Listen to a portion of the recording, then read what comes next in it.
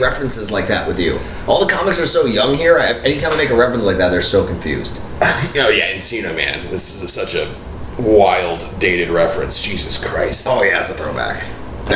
Fuck. Sure. All right. Well, hi, I'm Dave Borowski. Welcome to the Obviously Complicated podcast.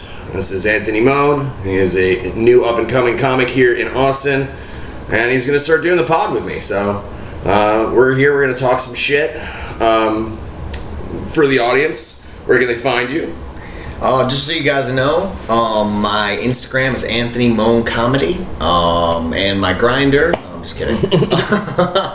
That's about the only place I have running right now. But I'm all over Austin, Texas, just doing mics and chronically masturbating. Do you have any upcoming shows? No shows coming up too soon. Unfortunately, I'm just on the open mic scene and contemplating suicide. We're all gonna put our time in. You've been in Austin for how long now? 5 months almost 5 months. It's been. I had been doing comedy for 7 years before moving here, and I think it took me 7 or 8 months before I started getting booked. Yeah, I got booked once so far. I got booked one time at the boat. I don't know if you know that show. It's like the Special Olympics. I've been meaning to fucking do that one. No, it's a good one. I'm just kidding, but it's like a stepping stone. It's Bryant Smith, great guy. He runs it, and he gave me a shot. And Nick James does that one a lot too. Yes, right? He does. Yeah. He's been trying to get me on that one. It just hasn't worked out schedule wise. Mm-hmm. Whenever I've been offered that show, I'm on another show, or I have to work Roscoe's. Being a gangster and a pimp has its drawbacks. Yeah. Not that I would know. Oh, you can use that coaster if you want. Okay, good man. I try to be a little bit like not an entire savage, and at least have coasters. I respect that, man. My place is a fucking hot mess. I don't even use coasters. It kind of smells like farts and Italian people. Well, so it's this is me after an hour and a half of cleaning before you got here. So you don't have to do that for me. Look at me, bro. I'm the type like if I come over, you just leave it shitty. Well, I'm not classy. Come on. One, it gave me an excuse to do the shit that I needed to do anyway. Yeah. And two, it smelled like cat shit in here. I love cats, but they do stink when they poop. Well, you know how it is. You probably smell blind to it almost at this point, right? I'm close. Yeah, you're getting there. Stevie will walk in and she'll be like, "Whoa, it is rough in here. It smells like ammonia." And I'm like, "Does it? Really?" They've seeped into my psyche and absorbed me into their little tribe. So, but they're so easy, cats, right? Yeah, dogs are such a pain in the cock. They're fun, but like fuck. I like other people's dogs. Yeah. It's like kids. I like other people's kids. I like other people's dog. I like other people's pussy too. I forget of OPP. I'll play with it for a little bit and give it back to you. Yeah. And they both smell. No, just kidding. Hopefully good. Cats are great. But back to the comedy scene. You kind of came in a really interesting time because you came post all of like the new clubs opening. Yes, just after. I think. Is it Black Rabbit? And there's like one other one that has opened since you got here. Roscoe's, right? I think Roscoe's is new since I got here, isn't it? No, Roscoe's was open before you were here. Oh, fuck. Mm-hmm. Roscoe's been open for about 8 months now. Thank God. That place is dope. Shout out to Roscoe's. I fuck with that place hard as shit. Well, speaking of Roscoe's, this is probably going to go up before my No Offense show, co-headlining with Hans Kim at Roscoe's on December 28th. It's 8 p.m. to 10 p.m. We got a nice fat 2-hour slot, which is really sick. So it's going to be a little bit of a longer show, but there's a lot of great comics on. Stevie Schafer's hosting. I know her. Tim Warner. Candace Medina, I believe is how you say her name. I always fuck it up. Alex Olinger. He's funny, and Pat Dean are also on the show. That's fucking star-studded for real. Yeah, that's a fucking killer lineup. All those guys are G's. I love Hans too. Obviously, you're a riot, and fucking Hans he's such a good guy too, Hans. Yeah, he's one of the first people to really start giving me shots that's on that level. 100%. I've done the regular shows with him before. When fucking Nick Roach passed, I had to run that whole show because Hans was out of town and everybody else was too fucked up about it to pull it off. Understandably so. He was one of my close friends too. But that's a huge opportunity. So I was like, oh, well, it's time to fucking, man up and fucking go do it. You know what I mean? 100%. Yeah, that was sad. I mean, unfortunately I never got the chance to meet him, but everybody really liked that guy. He seemed like a he was the sweetest dude, man. He was the sweetest fucking guy. He actually started giving me legs up right away. He was the first person to book me. He booked me at Creek McCabe, where he worked. It's probably, I think it was August, or no, it was earlier than that. Either way, it was like a couple months after I moved here. I mean, Kill Tony's been nice for me too. The Kill Tony bumps are real. Yeah, it exists. Yeah. Have you gotten up on Tony yet? I've signed up. I haven't got on there yet. I don't think they like Italian people. I don't blame them. We're a lot. We are a lot. I mean, I think Tony's Italian. This guy, Tony, if he's not, a non-Italian Tony, what are the fucking chances, it's right? a very strange thing. I think it's at least part Italian. The last name almost sounds like British or some shit, but being Tony's got to be Hinchcliffe? I can't remember what it is. I don't know. Yeah. But, his, I don't want to tell his story, but he comes from the mob.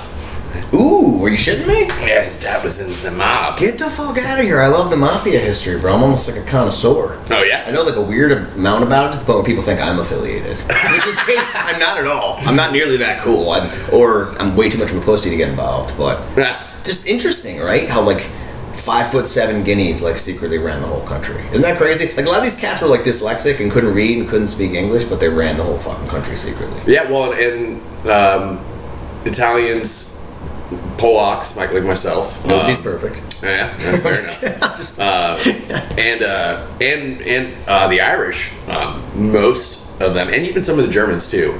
Most of those races, those sects of white, were actually white slaves back in the day. That's how a lot of them came to the country. Fuck, I didn't know that at all. Yeah, Goddamn. like Stevie's family on her mom's side were indentured servants. Jesus Christ. So there was white and black slavery in America, for whatever it's worth. Well, I think the Jews were the original slaves, and I'm not saying I support that. I'm just saying I'm not saying it was a good thing. I'm just saying it was the truth. Yeah, fuck them. Support Israel. No, all jokes, all bits. Oh, that's good stuff. Yeah, I don't know. It's my only real stance on the whole Israel thing is like, they got guns in like Krav Maga and shit. I'm pretty sure they got this. Why do we need to fucking get involved? I don't think. Yeah, George Washington said it like way back in the day, like just not to get involved, and we just said fuck you, George. You know what I mean? Yeah, I don't understand why America has just become like a police state to the world. You know what I mean? Like, it frustrates the shit out of me. We've got people dying of fentanyl overdoses on a daily basis. Yeah. And we're like worried about like Ukraine getting a boo-boo. Like, you know what I mean? I don't fucking know. Also, maybe it's the comic or punk or anarchist in me or whatever, the rebel in me, if you will. But anytime like somebody's like, oh, this is the big thing you need to be worried about right now, I'm like, I don't think I care. Yeah. You know what I mean? Yeah. When they overhype it, it almost makes you like care less. I hate to say that, but it's kind of true. I don't know. It fucking. I just think it's bonkers that people fight over religion, dude. Like, who the fuck cares? I didn't have a religion, really. It sounds so gay to say it, but I'm like a spiritual person. Yeah. Ugh. But you don't like claim one, right? No. Saying, like, if anything, I'm a pagan. Like I do like ritualistic magic, and which is basically meditation with pageantry, honestly. Shit works. I don't know, but like it's just some people do it in the corporate world and they just call it like manifestation and like setting your vision board and shit. Yeah. But like for instance, my intentions when I moved here was I was going to get on Kill Tony and meet Joe Rogan, and within 10 days I had done both of those things. When did you meet Joe? It was right after my first Kill Tony appearance. So where did you run into him? It was at Vulcan. That's fucking awesome, dude. Yeah, he just popped in and said, hey, heard you had a great set. Just want to welcome you to town. Keep doing comedy. And I left. Fucking shit. And I was just like, did that just fucking happen? Jesus. Wow, that's insane, dude. He probably doesn't even fucking remember me, but it was, it was the gesture that counted, you know what I mean? That's fucking sick, dude. That was cool, because it was like, I just moved here 10 days ago. I got on Kill Tony. First time I ever signed up. Got on. Oh, that's right, you said that. And, I was hanging at the after party. Brian Redband was like, hey, I would have had you on the secret show, but I already gave out the 2 spots that were available. on the show earlier. I was like, oh, fuck it. Thank you even for the thought, you know, like. Seriously. Wow, good. And then I got on the next time I was on, so. But they didn't even fucking remember me. Well, you know, they meet a lot of people. It's not that you're not. Yeah. Well, just, you know how Austin is too, man. I really like this city. I'm really glad I came here, but there is a fuckload of comics in a tiny city. And that's just true, don't you think? Yes. So it's you're 1,000% true. You're gonna miss, you know, names and faces sometimes. I mean, you know how it is. I mean, you're getting booked more than I am now, but like the open mics are like an orgy with too many cops. Well, and you know I've been here for almost 2 years, and I've watched it cycle a couple times. I'm sure. Oh, I'm sure. You know, I don't do as many open mics anymore just because I'm doing longer sets and I'm getting more stage time that way. 100%. So I don't have to as much. I mean, I try to still, you know, hit at least a couple mics a week just to, you know, keep the juices flowing, get the rep in, if you will. Try some new shit. Try out new stuff. Yep. Work on stuff like that. But I mean, I'm also getting booked on shows where they're like intentionally wanting you to try all new stuff, which is cool. Yes. Oh, like that one at Roscoe's, right, where you shred the paper. Yeah. Rough cuts. Rough cuts. I did 10 on rough cuts. Oh, I think we might have our third podcast member, Steve Areno, the goat. The goat. Now I'm gonna feel weird about having natural colored hair. I'm the only loser. Steve Areno! Hi. What's up, dude? Actually, this is a good place to pause and see if the audio is working. Hell yeah, that's huge. That's big. Good to see you, dude. Thanks for having me. What a privilege. Like I was telling him, I feel like a douche for having natural colored hair right now. I'm the only like natural colored hair. What a weirdo. What a douche. What a weirdo. And we're back. All right. And once you're done feeding the cats, we will slide you in. That's not a code word, folks. She's actually feeding the cat. Here, slide this way just a touch. I'm gonna try to adjust the camera so we can get all three of us in here. Hell yeah. Pop that sweater on the couch. Sure. And boom. Yeah, that should be good. That should be good. There Perfect. We were just talking about the comedy scene and whatnot. Stevie the Goat in the building, folks. So, Stevie, you've been doing comedy you started in July, so about 6 months now you've been doing comedy. I'm just gonna agree with you on that. She's like, yes, what he said. Sounds like it could be approximately correct, which is good enough. Yeah. Yeah. You know, you're doing it all the time. You lose track of that kind of shit. You know what I mean? You actually had a really fun and easy way to start because you sort of got thrown into it. Tony Cruz, shout out Tony Cruz. Good man. It was like, you fucking gotta do it. Yeah. And yeah, he really. So you immediately got booked on a show before you'd even done a set. So because you wrote such good roast jokes at Poke the Bear. Yeah, apparently that hasn't really happened since then. I think I got to work on the roasting a little bit more, but I mean, we did pretty well another time, but I think we were both working, and it was the Saturday show where you can get a free drink if you do a decent roast joke. Yeah. And we already get free drinks because we work there. I like Poke the Bear. That was fun the other night. Yeah. Until that douche started freaking out. This one was so crazy. He was on my team too. I mean, he was on your team? Oh my god, that's why we laughed. I was like, I don't want to be associated with this cat. That guy was. Dude. Saw everybody. Well, like you don't like, especially when it's like that kind of show where it like heckling and roasting is encouraged to an extent. Yeah. Now it's not a heckle show necessarily, but it is a roast show. Yeah. Like trying to do a TED Talk in the middle of one of those kind of shows is the lamest shit you can do, and it's gonna just upset all these grubby open micer comics that just want to make fun of you. Yeah. So like, don't do that. Well, they're all dying to hear what's on the cards, and this fucking guy's giving PSAs, like, bro. And it was the dumbest shit. Remember, he's like, you know, stay for your the other comic sets or whatever. Conceptually, I feel like that's it's not necessarily a bad thing. Point to make. Yeah, just the time. Not the right time, not the right spot. Yeah. If you really feel like you need to just like shout into the wind, just go do that. You'll fit right in the streets. You know, there's already a bunch of homeless people doing that anyway. Just go. You know. Yeah. No, it's you should be there for jokes. You know what I mean? And I don't disagree that people should stick around longer after their sets, support other comics. That is true. All that's fine, but like, you don't. like you're not. I don't think the stage is the place for that announcement. You know what I mean? Does that make sense? Yeah. Adjust this slightly. Well, just like I said, regardless of how dumb it was just like all those comics just dying to hear their roast like read out loud, especially if they think it's a good one. You know what I mean? It's like, Yeah. fucking say it, please, dude. Like that's how I was. Like, come on, say that shit. Yeah, they don't really want to listen to you at all anyway. They just want to hear you say their things that they're just feeling very clever about. Although Doug did do the set of the night. Yes. After that. Well, it was the whole thing was the roast. Yeah, the entire thing was him just roasting that guy. Although I did think I had a really funny roast joke on that. It was like, oh, Cat Williams got a race change. Mine was good too, but he like misread it and fucked it all up. That's the worst problem I feel like with Poke the Bear is just everybody's got crappy handwriting and like comedians can't read. So there's this combo. Well said. Mine was good. Oh, do you guys remember his hat? He had like a striped hat on. It was like a red striped beanie. So my roast was he looks like the Black Waldo that we're mad we found. But he fucking I don't even know. He's like, this guy's That's really good. Yeah, I think he said like this guy's retarded. I don't know what he said because he just like couldn't read what it said. Probably a little bit of my handwriting, a little bit of illiteracy. Yeah, we all write like doctors and read like fourth graders. Yeah, it's a mess. But yeah, I don't know. So doing the Velveeta 35-year anniversary show tonight. That's pretty exciting. Ooh, that's what I'm doing after this. Nice, man. I was gonna. Are they still doing the mic there tonight though?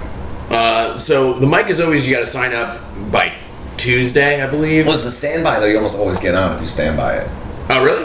Recently. I'm a regular there, so I've never had that's good to know. sign up on the standby. Yeah, I've been getting lucky with that. You know, it's a great room. Oh, hell yeah. You know, I love Velveeta, dude. I like Velveeta's a fucking sick room. Yeah. It's, and it's the oldest straight up just stand-up club in Austin. It's been there for a long time. I didn't know 35 years. Holy shit. It's the anniversary show. A lot of great things happened 35 years ago. A lot of legendary things. Exactly 35. Exactly 35 years ago. This isn't written, dude. This is off the dome, guys. This is off the fucking dome. Goodness. Just because I'm an old piece of shit. I'm just sucking up. That's all that is. I'm so grateful they have me here. Let me fucking... Fucking Zach LaBoza introduces me almost every time when I'm on a show with him and he's hosting. He's like, you know him, you love him, Dave Borowski. I suck his dick for stage time. It's like, you don't, man. He beat me to it. I was going to ask if you... No, I am handing out stage time for blowjobs. I mean, mostly that's working for Stevie. What are we? So far, it's just Stevie, but no, I'm excited about the No Offense show. It's gonna be your first hosting gig. How you feel about that? Excited. I am nervous, but I am transmuting that internally into something usable that I can project into not doing a shitty job. Yeah. Well, I think you're going to do great, but you're going to be the through line for the whole show. Yeah. I don't know if I'm going to God mic or come out and just be like, hi, thanks for coming. It's my show at first. Okay, to start off. Yeah, because I'm presenting it, I'm producing it, I'm headlining it. So it's a little weird if I'm not like the first person that they see or hear from. And I'm not sure. We've had people come and it's the same kind of situation, the same kind of show. I could also dramatically introduce you or something. I don't know. You will introduce me. When I headline, yeah. Right. I don't know. We'll see how we want to do it, but it's gonna be a fucking killer show. We were talking about that briefly. That's exciting. Do you want a brewski? Not bad. I love one. Also grab me one. I'm almost through my first. It was a ploy. He's like, let's see if she wants one. So maybe I can. So nice. Wow. Yes. So you want something? I'm sort of Who said chivalry's dead? You know what I mean? Who said it, folks? Trapped in the seating arrangement. That show's gonna be sick. Have you guys been watching the presidential debates? The Republican debates, because they're not doing Democratic ones because they're just going to slide Joe Biden in there again. Don't want anyone to talk to him on stage first, you know? Oh, man. No, I haven't been watching, I'll be honest with you. But Joe Biden... Wait, wasn't there rumors recently that they're going to try to impeach his ass? Isn't that a thing, or am I crazy? There has been talk of impeachment because of there's no laptop.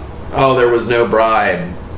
there was a laptop, there was a bribe. I'm sure. There's a $5 million bribe that was given to the old Hunter. Now we're on the streak, dude. It's back-to-back presidents that were... oh, is that one for me? I'll pass. Okay. Oh, you're good. I was going to pass. I'm just ignoring you.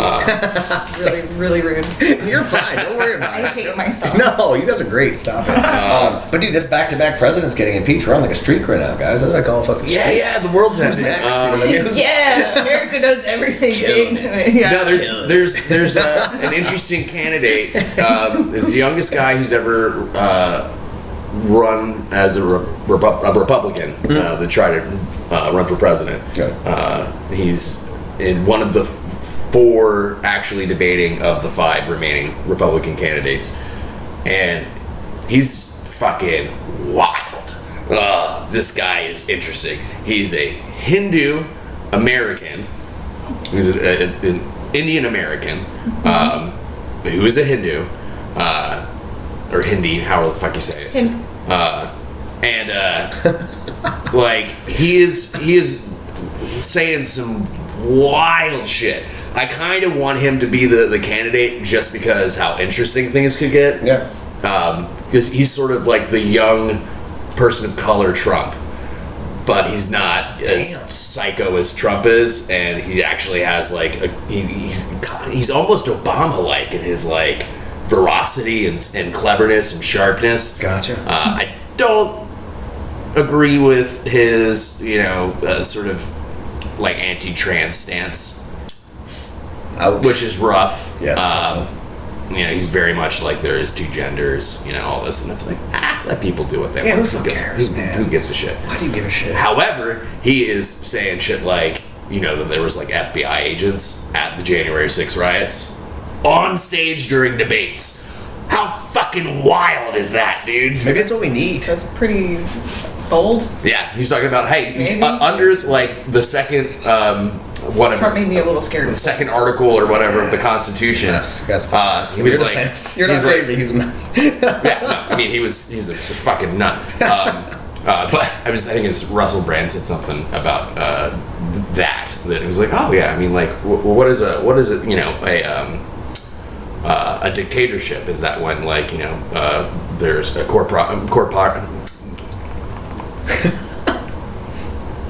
corpocracy police state where you're monitored and policed to a degree that it is infringing on your civil rights? Oh, we already have that. So maybe that's why somebody would just vote for somebody because they think they're funny. It's like, oh, shit. Yeah, I think that's the whole reason fucking Trump got in there, is that people were like, who gives a shit? He makes me laugh. Yeah.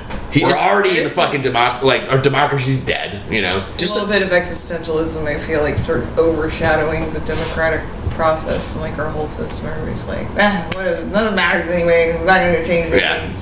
We're all like slowly becoming nihilists about it. Or maybe we're just millennials and that's just us and it's not like the whole world, but it feels like the whole world. So this guy, I'm trying to remember what his fucking name is.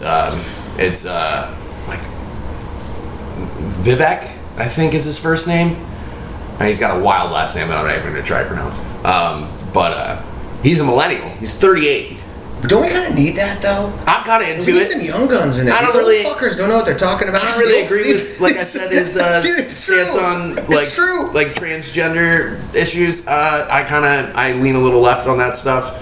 I don't know. I think people should just be people. Do whatever the fuck you want. Do whatever makes you happy. I don't give a fuck what you do. Who gives a shit? Why do people care what they do with their private parts? That's what I never understood. I don't get that either. Do whatever the fuck you want with They it. made it public for some reason. It's crazy to me. Not anybody's business, actually. Do whatever you want with it, dude. I don't give a fuck. That never bothered me. Never did any of it. But him saying shit like he's gonna dismantle like the FBI and the CIA on stage during a fucking debate is like wild. Well, they're sketchy groups. Well, you can tell. You know what I mean? Well, yeah, they're the fucking problem. They're a huge problem. American You can tell the terrorists. votes he's trying to get from those stances, even just the ones that you're saying. I mean, yeah, I mean, like I kind of want to register. Those are people. That'll show up. Those are people that'll show up to vote. The people that feel that strongly about those issues, which is he's good like tactic. he's doing a grassroots thing. You know, he was a CEO of a biotech company before he was a politician, and I don't know. It's interesting. I was watching stuff earlier, thinking about what we were going to talk on the pod, and I was like, "Ooh, this is an interesting one." Mm-hmm. He's like literally like breaking down people's careers and how much money they've gotten from like all of the corporate backers on stage during debates. Like that's pretty cool. I appreciate. He's like, that. "Oh, so when you worked for the UN, you were very like middle class wealth wise, and then." After you moved from the UN, you were on like the Boeing board. After you were the anti-lobbying government person for the Boeing board, and now you have $8 million net worth, huh? And you're not going to let your donors define where your politics are? Interesting. Seems fishy, Dave. It's just like seems a little fishy. I mean, I feel like people need to be saying that kind of shit. Yeah. You know, I don't know. I think you should probably not talk about transgender stuff. But hey, you know, if you're a Hindu and you believe that there's two genders, cool, believe that, but like, Jesus Christ. All right. You know what I mean? Like, I mean, you don't just get a pass for intolerance because you're not part of the dominant religion. Well, I mean, I don't think you should get a pass for intolerance, period. But like, if you have believe those, it versus policy, right? Exactly. Those are different. That's what I'm saying. Yeah. Is that like, you know, civil rights should still trump all. But he's also like a huge freedom of speech advocate, which as comics, I feel like we all need to be about freedom of speech personally. Yeah. Oh my God. Yeah, dude. It's like, there's a reason it's the First Amendment. Yeah. You know, it's like one of the only good ones. Well, and one thing that you're saying that I definitely one of the good ones. Yeah, you can't lose that one. You're almost famous. Gotta keep the good ones. One of the things that he that he said that I really do believe, and I think is true. He's like, in America, what makes America great is that you can go outside and say "Death to America," and now, no matter how much I disagree with that, I want to defend your right to say it. 100%. And it's like, okay, yeah, all right, I fuck with that. You know what I mean? Place is still pretty dope. We fucked it up pretty good, but it's still pretty dope. Yeah, right. That's the moral of the story. I like that optimism. I needed a little bit of that. You got to hear it sometimes. Yeah. You know what I mean? Watch the news enough times, and you're just like, this place is fucking shot. I can't do it. I've tried before. Yeah. A few times to be on like a regular cycle of keeping up with the news, and I was a basket case. Yeah. I couldn't. It's not good for your brain. I couldn't handle it. Yeah. Well, yeah. You also have to, and I see people who do it all the time, and I don't think, like, daily news watchers, mostly older people, but I don't feel like they can either. I don't really feel like anybody should. Like, it's good to check in. I think it's good to know what's going on in the world, but when you're it's so global, so fast, you're constantly inundated with all of the problems of the whole world at the same time, and they're all important, because of course they're all important, because we're all people, but you can't. But we only have so much bandwidth. Yeah, you can't handle every problem. It's hard enough to just like handle your own, like, way more localized problems. Yeah. I feel like. Well, they took the positivity out, man. The positivity's gone. And then positive that happens, the neuse says fuck you to that information, and they just put the crazy shit on there, which you have to know the crazy shit too. But that's not all I want to fucking know. Yeah. Every once in a while I'll throw like a fireman saving a cat from a tree. What happened to that kind of shit? Like the positivity shit. You know what I mean? Well, and that's the thing, is that I would say it's very important to know your news sources. If you're going to watch the news, I highly recommend like independent journalists and independent news sources, because we know that the legacy media is bought and paid for. Oh yeah, and it's just propaganda at this Everybody point. knows that. Yeah. You know what I mean? It's the wild thing is that everybody knows that, but people still fucking watch it. Yeah. And they let it get in their heads. Yeah. Well, people still get angry at CNN, or on the other side of it, Fox News or whatever. You know what I mean? And they still fucking watch it. They know it's propaganda, but they watch it anyway. Yeah. And it's like, Well, there's a seductiveness to it. It's sort of like I don't know, like fear porn or something. There's this this thing to it that draws you in and makes you like it's like a demon. I don't know. It's like it gets in there. It's like, hey, it's infectious. Hey, this is bad. This is bad and scary. You should know about this. You should worry about this. You should tell other people to worry about this. Yeah. And like these other people who are saying the other thing obviously are like evil and bad and stupid. It gets in there, and it's specifically designed to do it. It is tailored specifically to do that. And it becomes addictive. People watching, even though, like you said, It's like a car it accident. keeps people, yeah. Like, it's terrible, but you can't help but look. You know what I mean? Yeah. It really is. Yeah. That's a good analogy. Yeah, I think we have an outrage addiction in That's this what I country. do. No, it's kidding. You know what I mean? What's your name, sir? I said I think we have an outrage addiction in this country. 100%. People You know love what I mean? drama, buddy. People love to be angry about stuff, which I don't fully understand. No. I mean, I get it. I'm a fairly pissed off individual for most of the time of my life. Way less now in my old age, but Ripe old age of 35. He's like, I'm on my way out. ripe folks. old. Yeah, I'll be 36 soon. got maybe 10 years left on this. I'm making up my boys. will. Hey. You know what I mean? Talk like that.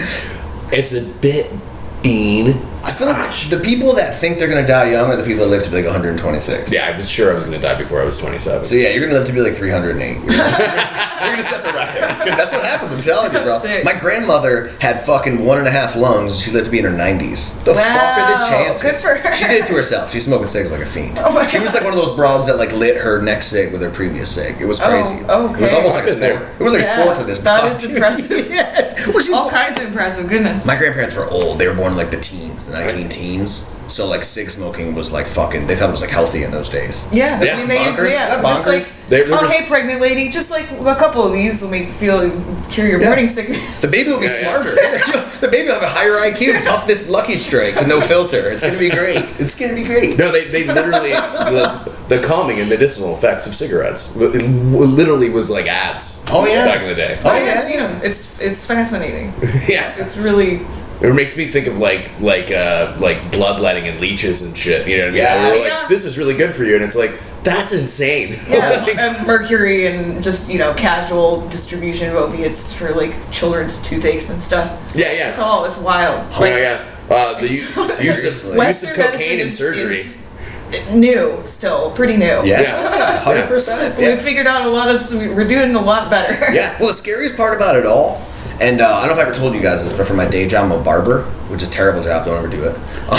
But back in the day, they do all that shit at barbershops. Do you know Yep. that? Oh, You go to yeah. a fucking barbershop, you get your That's appendix the- fixed and a fucking high and tight. They take out your appendix and give you a skin fade. How fucking Bring crazy that is that? back. Yeah, yeah. Our healthcare system's so messed up. Maybe we need to get you guys back into the medical game. But then they wonder why they died at 41. It's like the guy was taking the appendix out with this hand and like shaving a guy with the same hand. Like Yeah, that's yeah. so fucking crazy, dude. Well, that's what the barbershop little spirally thing is. It's Nailed a it. bloodletting thing. yeah, well, exactly. The bloody rags they would hang outside from the bloodletting is what the red represents. Dave knows his motherfucking shit. Yeah, I have all sorts of weird knowledge. You guys alright? But no, it's interesting to bring it back to this fucking dude's name I can't pronounce. Who's just a wild force of nature. The in the handicap. in the Republican debates is he was like, we don't have a health care system in America. We have a sick care system. We want you to be sick and stay sick and be dependent on pharmaceuticals to be okay. Yeah. He's like, none of it promotes like Nailed it. exercise and good diet and like actually being healthy. It's all about like, oh, you're sick, cool. How can we take your money? Yeah. Well, I think that started Which is from. fucking wild. I think that may have started from a place of a little bit less sinister Less money cynical. grabbing. Ugh. Because it used to be, people would get like goiters and like stuff from not having enough vitamins or whatever. Like like kids just die until you made it to the age of 7 or whatever. It was like we don't know how many kids we're gonna have pretty soon. Seriously. Yeah, that's true. And so I feel like there's a lot of holdover from that, just like, can we get people to maybe not die as much?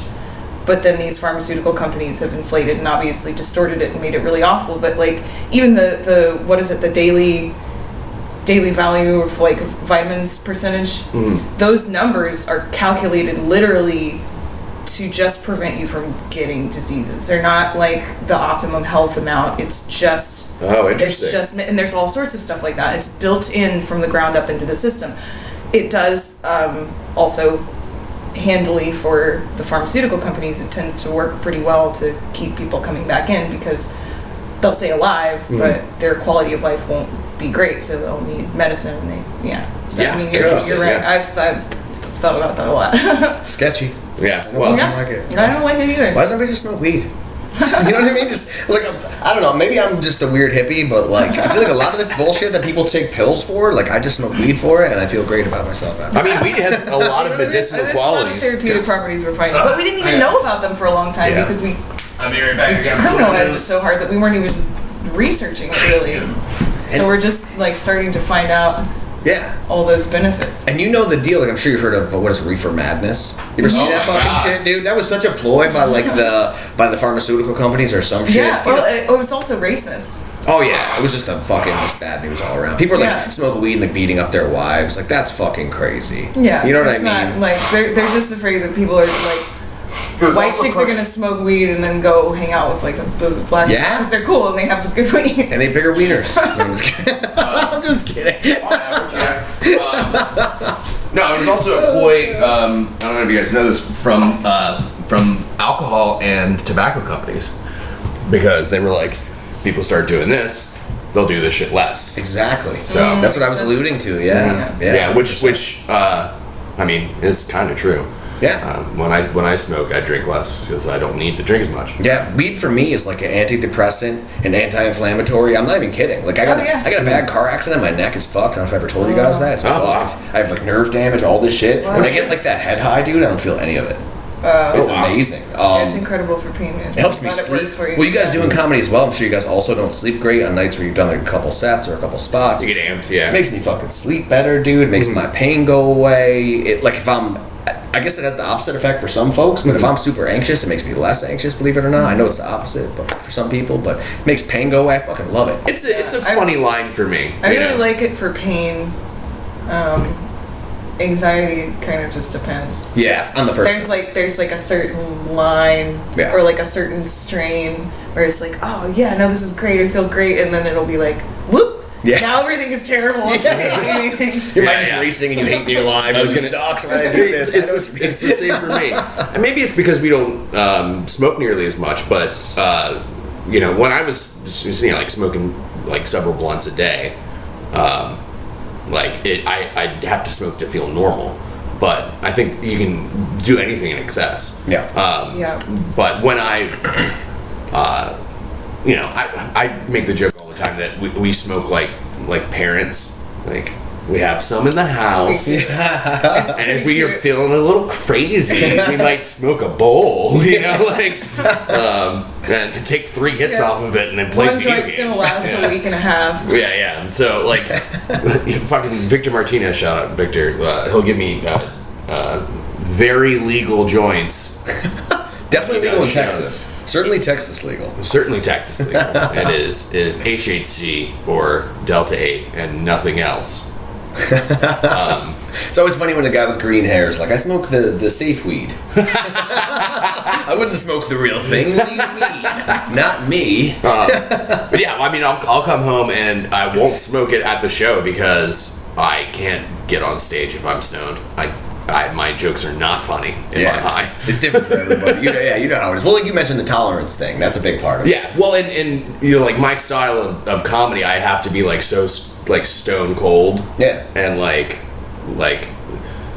if I start laughing in the middle of a school shooter joke, I lose the room. As tempting as it is. No, I'm just kidding. Yeah. Well, I can't. I don't want to laugh at my own stuff on stage. I feel like it's it's the angle I'm trying to take on it. So, but if I'm high, I will. I'll be like, this is what's gonna be funny, guys. Tried yet. I think I would probably just forget your set list and everything. Yeah, or like how to talk. I don't know. Just trying to think about what that would be like. It sounds like a nightmare. I like being a couple drinks deep. But I don't. That's the tough part. You don't know until you try. Yeah, nightmares are interesting. I also don't like being shit faced on stage, because I get marble mouth and I have to enunciate really well with my stuff. So I don't want marble mouth. I don't want stony brain. I just want the edge off. That's it. Yeah. The edge off. Like I like doing a shot and smoking a cigarette and then hitting What's the stage. What's the problem with the edge? Why don't you like the edge? You use the edge. What is it? Because I need a little fuck you in my act. I think. You know what I mean? You can't. And I think it comes off as like I don't give a shit when I've had like a shot and a beer and then I go on stage. If I well, I can do it sober too. I'm not saying I can't, but I have a little bit more of like, I feel like the inner rage is more palatable when I'm sober. Like, or not, like, less palatable rather. It's more, you can see it more. Oh. You can see So people are like, I think he actually means this shit. Okay. And it's like, I don't, but I am an angry little punk, hardcore punk rock kid. So like, I like a little bit of booze for, like, it's just like, I actually don't give a shit about any of this. Yeah. This is the kind of the vibe I want. Okay. I'm sure that took some trial and error, though, right? Like you had to, like, the ratio. You found the right ratio was 1 shot and 1 cig. I'm sure a couple times you did too many shots and too many cigs. And you're like, I'm fucking. I did banana phone one week, a little over a year ago, and Candace still gives me shit about it to this day, which she should. But I got so drunk before my banana phone set that I ate shit on stage, not metaphorically. He's like, I pooped right in my hand. I ate it like a Snickers. Okay, still metaphorically. I fell on my face. Like a Snickers. That was correct. I thought I Baby Ruth, more like a Baby Ruth. I didn't hear my name get called, and then they were like, "Is fucking this Polish piece of shit not in here?" And I was like, "Oh fuck, that's me!" And then I ran onto stage, tripped, and fell flat on my face on stage. I was so drunk. And then I just, thankfully, I kind of, hopefully redeemed it. I don't remember too much of it. I kind of blocked it out. I just pulled the mic down to me on the stage and just did the rest of my set laying on the floor. It's like, the only way I can do this is just to embrace it. So I'm just going to embrace it, and I'm going to tell I don't remember what jokes I told. I was like, this is top 4 worst bombs I've ever done in my life. I'm sure there was a couple people in the crowd that were like, man, he's really going for it. He's really going for it. Bold choices. He wants to be different. I respect that shit. Right on the floor. Who would have thunk it? Justin O'Donnell did tell me it was the highlight of the show. So he was like, it was. I mean, doing that on, if you could figure out how to fall on purpose and do that, was pretty funny. Yeah. Maybe not plastered. Not plastered would be great. Yeah. Maybe not for your first hour. Yeah, not for my first hour, no. So like, I found the line. I was like, okay, I can't get that drunk before doing comedy because, like, I literally will eat shit. That's what I was saying. Trial and error. Now you know it's just 1 shot, 1 cig, but it took years of research to figure that out. Yeah. Well, I mean, and I have a pretty stupid high alcohol tolerance, but it wasn't. I don't need to be drunk to do stand-up. You know what I mean? Yeah. And I don't like to be drunk. But if I got, like, just the edge off, just a little buzz, I feel like I'm a little looser. And weirdly, I fall into a really good rhythm where, I mean, a lot of times I'll have a set list, but the sets that I've had where I've done no set list and I've done a decent amount of time, and I just am a little buzzed, it's like, I like get in the zone. You know what I mean? Does that make sense? Yeah, I don't 100%. think it's that weird. I mean, it's like any kind of thing like that requires like creativity and rhythm and like all that kind of stuff. Like, it's easier to dance after you've had it. There's more of a fluidity. Looseness to it. Yeah. Your inhibitions are lower. Just send it. Well, like it's when I was overthinking it, you know what I mean? Right. Just fucking do it. Yeah. Oh, I don't know if I ever told you this, but when I was writing my book, I wrote a book. Holy fuck, this guy's full of surprises. Fucking author, musician, comic. I feel like a fucking loser now. Thanks, dude. Triple threat. You're welcome. I just do something to aspire to. No, you don't No, just you're do fucking comedy. great. You're so much more than that. You're a barber. Ugh. I fucking hate it. It's the worst job. Why? It's the fucking worst job. You know what it is? I'm from New York, as you guys know. I don't think I told the viewers. Yeah, that's my bad. Just a fucking surprise midway. I'm like, surprise, guy's a douchebag. Surprise. An Italian from New York. Who would have thunk it? Oh my god. I know they have those. But Next, you're gonna tell me you're part Jewish. That's the schnoz. Is that what it is? Dave's like, no, we went out to dinner that one time. You didn't pay. No, I'm just kidding. Just kidding, folks. Do one of these. But we're famously not patient in New York. I'm sure you guys have at least heard of that. Yeah. You're from Philly. I know it's nearby. Where are you from again, Stevie? You're an ATX gal? That makes sense. You're just like cooler.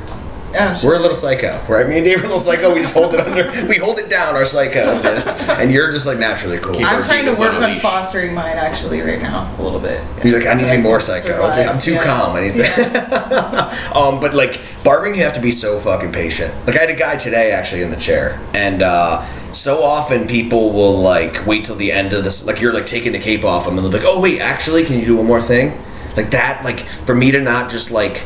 Hammer fist that guy in the face like 16 times. It's like get one of those straight razors. takes a lot of deep breaths, dude. The guy was just in the chair for like 35 minutes. We're done. I'm like so psyched to be done, so I can like go outside and rip the vape a couple times or whatever and relax. He's like, oh wait, actually, can you do 10 more minutes worth of shit? I just want to fucking scissor stab prison shank style into his neck, but I don't.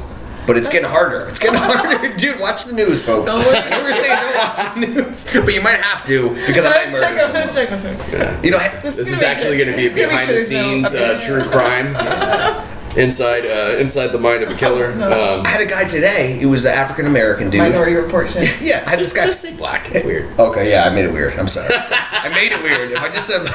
They're not here. We're gonna be okay. You're not racist. You're just saying a thing. Just say a thing. Oh, they're not here? Thank God. No, I'm just kidding. That one was a joke. Just playing. She's done. Stevie's done, folks. But no, so black dude comes in, and he was just like super mean to me because I was a white dude. And I like all people. I've cut all types of hair. I told him that. I swear to God, this guy was talking to me like I was an asshole. And I'm not saying all black people are like that, but this particular dude was just like, the fuck Italian people, they suck. Maybe it's because we have this like racist rep, but I like all people, and I've cut all types of hair. And I swear to God, he was talking to me like an asshole the whole haircut. And I'm just supposed to just sit there and take it. I'm just not that guy. I don't understand. There's so many.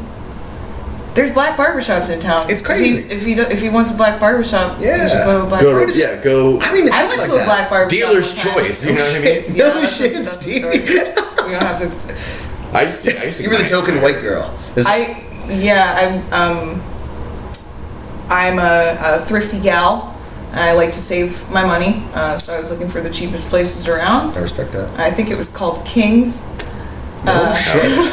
No shit. And I asked them if they could do ladies' hair, and they were like, "Yeah, come on by." And I go in, and there's like just tiny little hole in the wall place in like the middle of a tiny old crappy 80s strip mall, and sports playing on the TV pretty loud, like 4 or 5 black dudes, a couple of them cutting hair, a couple of them getting their hair cut, a couple of them just like sitting around reading magazines. Yeah. Cussing up a storm, you know, talking shit. Yeah. They see me and they're like, "Oh, hey, we got a lady. Watch him out." Well, yeah, black. I got a really good haircut, man. I believe it. While I was in the chair, I believe this it. guy, the guy was like, "Oh, what's your name?" I was like, "Stevie." He was like, "Stevie what, Stevie?" I was like, "I don't. Yeah, what?" He's like, "We got another Stevie. That's Steve. And then while I was in the chair, he's cutting my hair. Steve comes in. He's like, "Hey, Steve, that's Steve." That's one of the best haircuts I've ever gotten. It was great. Well, you know what that story reminded me of is like I'm telling you, black barbershops and Italian barbershops, and honestly, black people and Italian people are Very seriously similar. mad similar, Very dude. similar. That's why I was like a little offended almost. Like you gotta think about all the similarities. Like we both have a lot of issues with the cops. Yeah. You know what I'm saying? We're both outspoken. We both go to the barbershop and like Both- hang there both wear, forever. obnoxious you know what I mean? jewelry. Really good Obnoxious food. jewelry. Yeah. Douchebags. No, I'm just kidding. But you know that's how I look. Cool Like, shoes. yeah, pretty much. We get arrested a lot.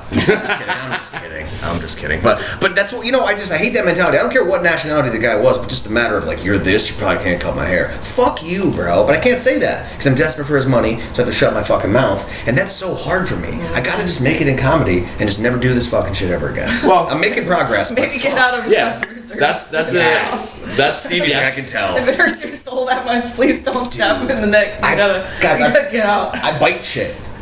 That's where I'm at stress-wise. I'm not fucking with you guys. People say crazy shit to me, and sometimes I grab something and I bite it. How unfucking healthy is that, dude? Hey, You should know try what? meditation. I should. It's Yeah. that level Yeah, of stress. change your that fucking level- life, that man. coping mechanism, don't feel bad about because you're you're externalizing it a little bit. You're getting it out. You're not hurting anybody or yourself about it. You're just just the item I'm biting. It's like like the scream into the pillow kind of thing. Like it's you guys ever come? Don't be hard on yourself about that. Just maybe figure out how to reduce yourself. The barbershop looks like a place where a puppy is being brought up. Like there's just bite marks and mad shit. I'm not even kidding with you, dude. I have a mirror that has bite marks in it. I have I bite random shit. It's not fucking healthy. My teeth are already fucked up. It's not gonna end well. You gotta be patient is my point to be a barber. I've been doing it for 11 fucking years, and the fact I've never assaulted anybody is fucking incredible, dude. Yeah, that's fair, dude. People are such dicks to barbers, man. I've been a bartender. You've got him in such a you could so easily. Yes, it would be so easy to Sweeney Todd, you know. Tell me about it. No, I've been a bartender for 15 years. I've been stabbed twice. Jesus Christ! You had to outdo I've had drinks thrown at me. You know what I mean? And it's not a competition. It sucks. No, I was kidding. Obviously. But yeah, no. I relate. Is what I'm saying. I fucking get it. Like, there's been so many times where I'm like, I just want to stab this person with the ice scoop, to death. Yeah, till death. Till death. Not just in pain. Like I want to stop when you stop moving. You know what I mean? Yeah. I get it. I 1000% get it. If you want to live, play dead. Yeah, but we're saying the job's fucked up. We're good guys. I'm talking. It is. It's true. It's true, man. Well, and we're gonna make it in comedy, and we're not gonna have to do it anymore. Thank God. And it gives us good material. I have some barber jokes. I'm sure you have some bartender jokes for sure. I don't really do bartender material. Weirdly, I do. You've got a lot that you could. I bet there's a but it's not. I could tell the story about me getting stabbed at a TGI Fridays on a Thursday. You know what I mean? That's pretty funny. But I feel like that's like podcast material. What I would like to do on stage is here's a thing that we can all agree is fucked up. I'm gonna make that hilarious. It's not a bad way to go. That's my goal in comedy. And who knows? I got the rest of my life to do it. I might do an hour of just stories. I might do the style that I'm doing now for the rest of my career. But I kind of want to think about it like albums, like a band or something. You know what I mean? Mm-hmm. Literally, comedy albums are a thing. So like my first hour, I think I've settled on that I wanted to just all be bits. Just all jokes, all bits, no stories, just all bang, bang, bang, bang bits. And then what I want to do after that, maybe I want to go, have an experimental period and fucking, do weird, Kaufman-esque performance art, Like that one guy. Where the guy who, I just stole his Instagram. Casey Rocket? No. Oh, he does kind of performance art. I would akin him more to like a Jim Carrey. Yeah. Or like a Robin Williams. I was gonna say that. Hopefully his career doesn't end like Robin's did. That would be awesome. Yeah, that would be really nice. Kidding. Casey's a good man. He's talented too. I'm just fucking around. Yeah. Well, so was Robin though. He just got off his meds, and the rest is history. Am I killing the buzz right now? I just killed him. No, I really. Oh no, Robin favors it makes me sad. It's fine, man. Robin could really hang. Oh, I was gonna make a hang reference, dude. That's how fucked up we both are. That if you weren't about to go, I was about to also make a hang reference. That's how fucked up the three of us are in a good way. That's fucking awesome, dude. I was gonna say my hanging in there. You fucking beat me to it. I fucking love you guys. Holy shit. I'm dyeing my hair. That's it. I'm dyeing my hair half green and half fucking pink for the next pod. Let's fucking do it. I will do it. Shit. I'm not scared. I'll do it. I'm fucked up like that. I'll do it. You guys are cool. I'll die for you. Fat Italian people don't do that shit, but I will make an exception because this is fucking. If you ever really want to pull the trigger on it and it's not a bit, I can't do it for you. I will do it. I'm not scared at all. I'm old school. I weirdly am I'm like a unlicensed, unofficial barber. I've been dyeing and cutting my friend's hair for fucking years. Terribly sorry to hear that. No, I'm just kidding.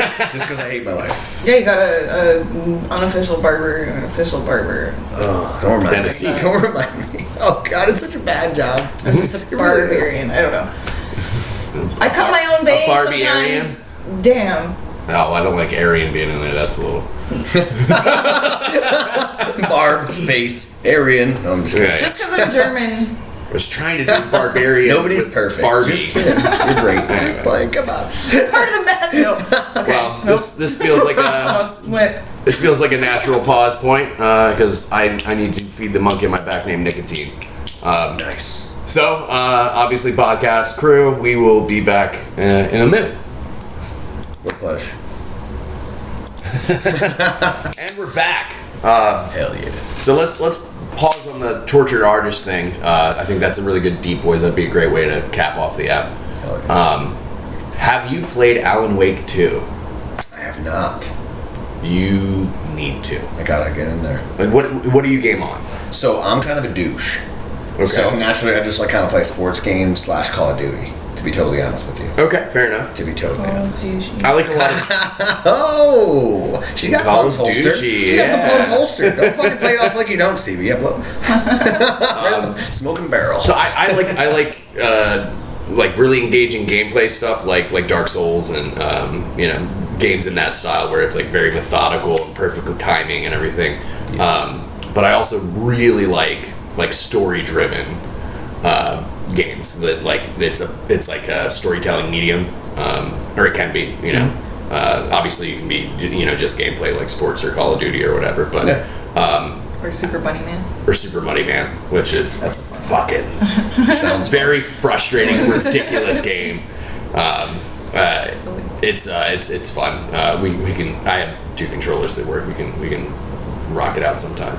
But no, Alan Wake 2 is just easily my game of the year for 2023. It didn't win. Baldur's Gate 3 won, but it deserved it some too. other stuff. Won Best Director, Best Narrative, and the Best Art Direction.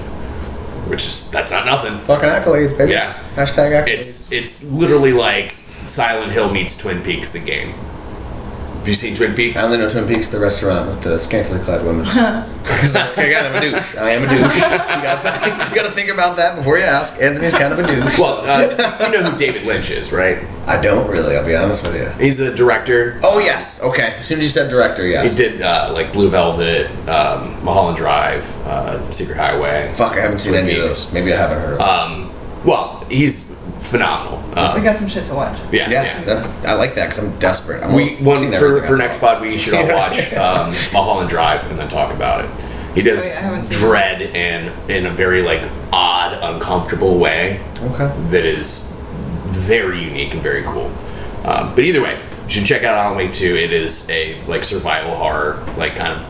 The gameplay is sort of similar to like Resident Evil. Okay. I like It's very compelling. I wasn't even playing. I just watched him play. If watching it is fun, then Yeah. it's fucking fun. I would like go home and be like, oh man, I'm gonna miss so much of your gameplay.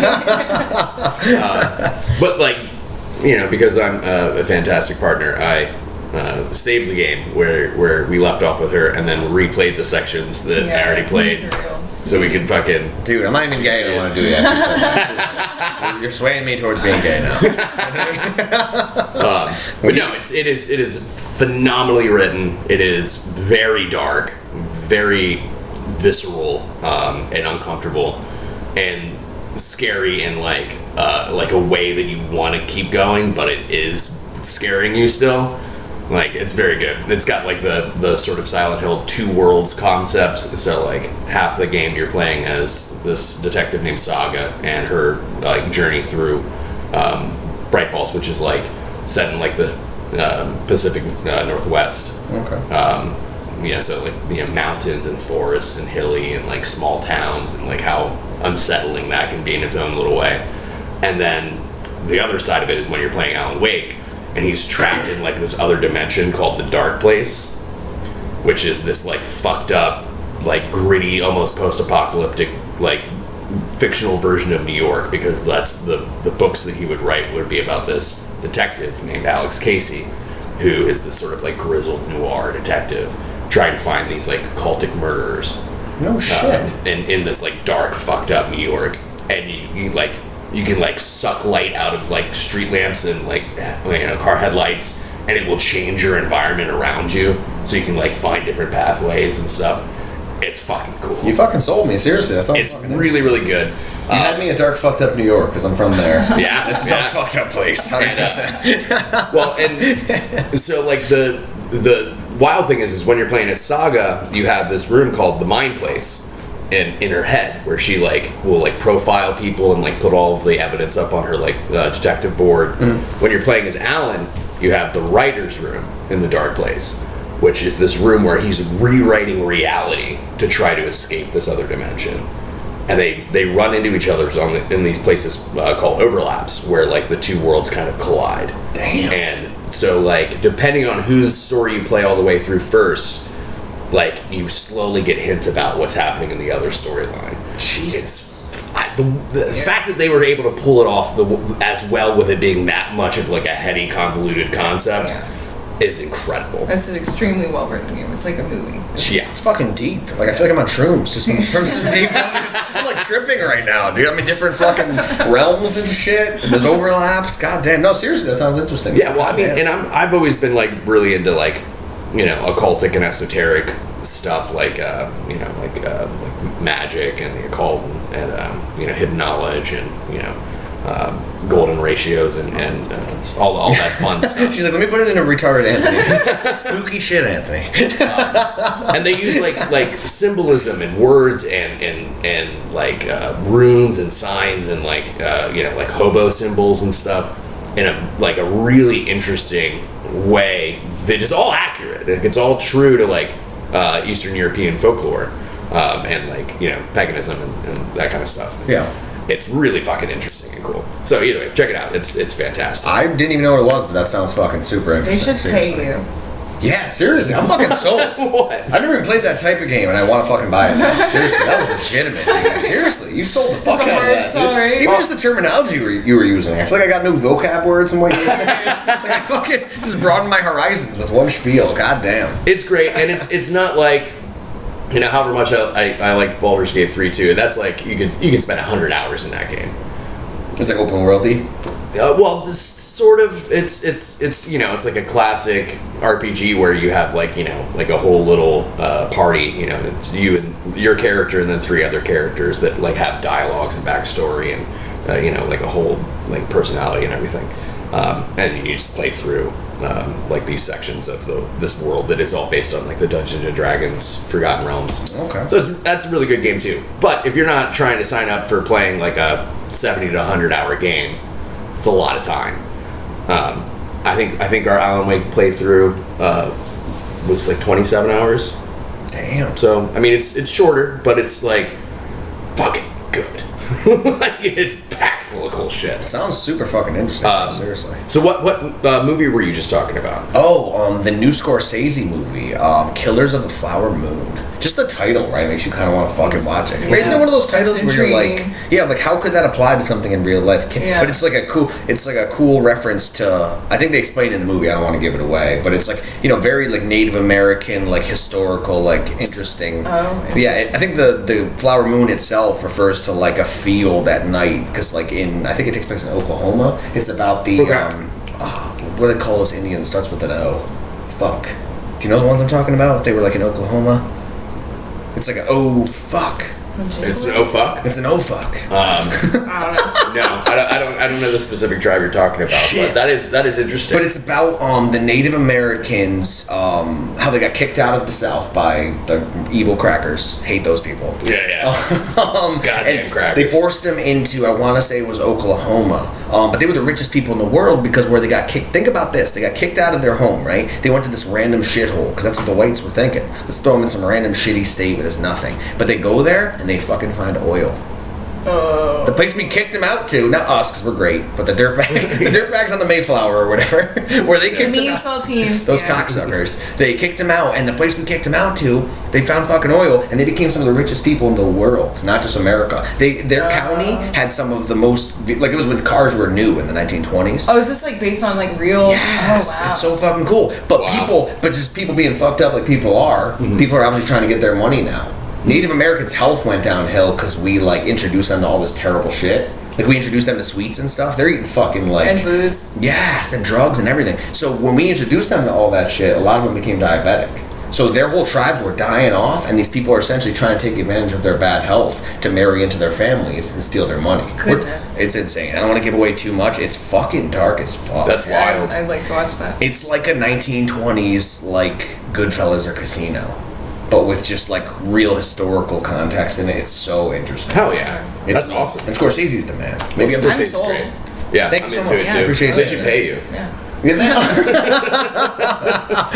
The second time it doesn't feel as natural. No. That's a callback. Well, speaking of great directors, latest films, have you seen David Fincher's The Killer? I haven't, but it sounds up my alley. It's about it's basically like a sort of almost John Wick style revenge story, but it's a way like more artsy and thoughtful than just like a fun ride like John Wick. But yeah, it's about like a professional assassin who like I can't remember who fucks with his family, but like somebody fucks with his family, and he's like, okay, I'm gonna kill all of you. Did we watch that together? Yeah, we watched that together. Who's the lead? Fassbender, Michael Fassbender. Oh, yeah, yep, okay. Yep, Yeah, he was great. Magneto. That's a gay porn name, though, isn't it? Fassbender. Yeah, Michael Fassbender. Hot. Is this really a gay porn, and you were kidding this whole time, Dave? You're trying to just get us to watch gay porn. That would be cool. Right? That would be cool. I do Bring it love up. me some gay porn. It was Steven Soap Dropper. We got a clip actually. We got a clip.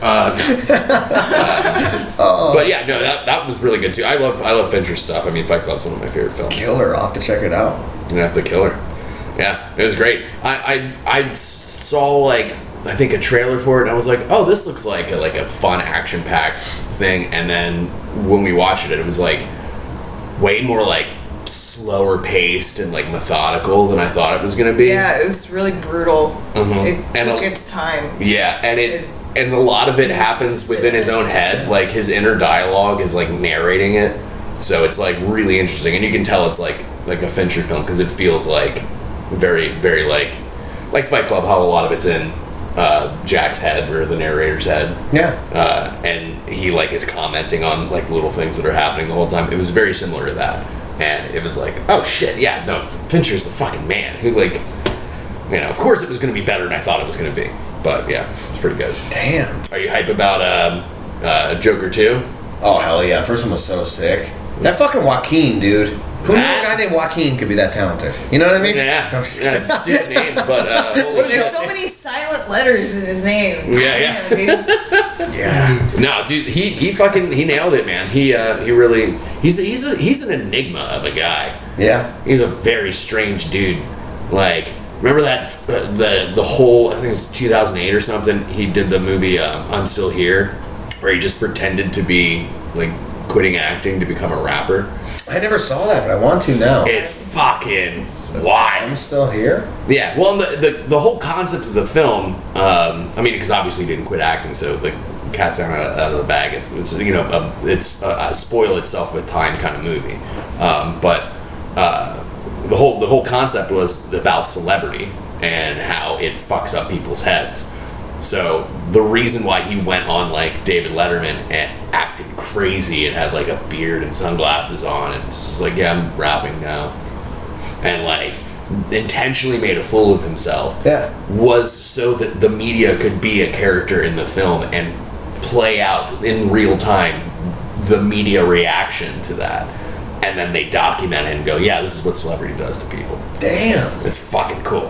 Wow, dude. That's legitimate. He went full Marky Mark, dude. He pulled the Funky Bunch move, dude. Yeah. That's fucking wild. Yeah, that's a fun one to check out too. Just to take it to that level for like cinematic brilliance sake is so cool. Like they actually thought he was like Commitment. Yeah. It was it's the year and a half, 2 years of his life, something like that, where he just pretended to be this like, you know, celebrity that's like famous, fucking his head up, but it was all just for the movie. That's fucking awesome. Yeah. Holy shit! Talk about realistic. Well, Jesus. And then he goes just devotion back on David Letterman after the movie releases, like just as his normal self again. Well, or as much as you can see of his normal self that he ever lets anyone see. Yeah, because he's a fucking, you know. Well, his brother died when he was young and shit like that. Yeah. Oh, River. River Phoenix, man. Yeah. I have a friend who's like obsessed with him. A lot of people were. He's just talented and a stud on top of it. Right. Yeah.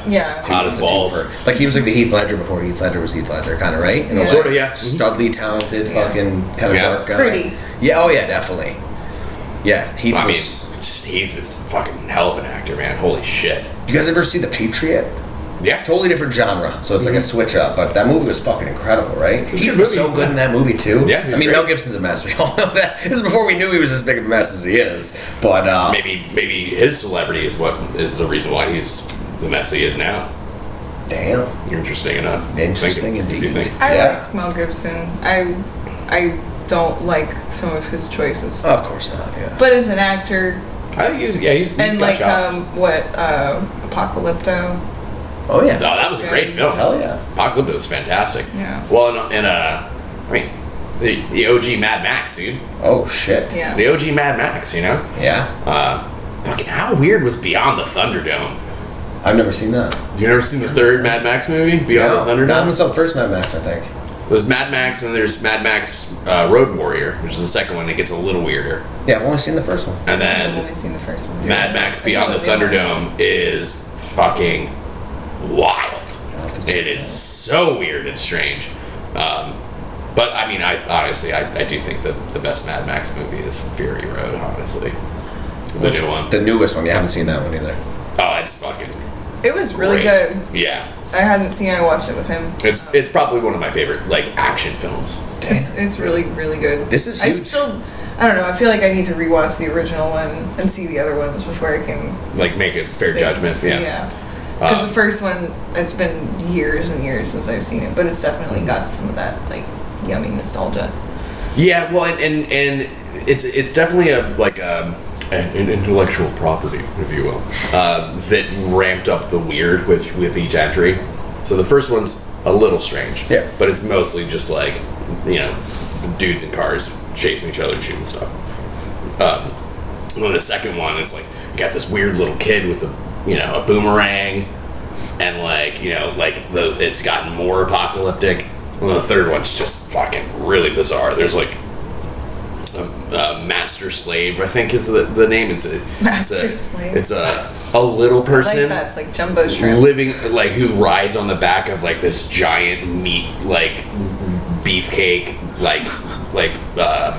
mentally disabled guy, and they're the enforcer for I don't know the dictator of this one little post-apocalyptic town. It's Damn. fucking crazy. Damn.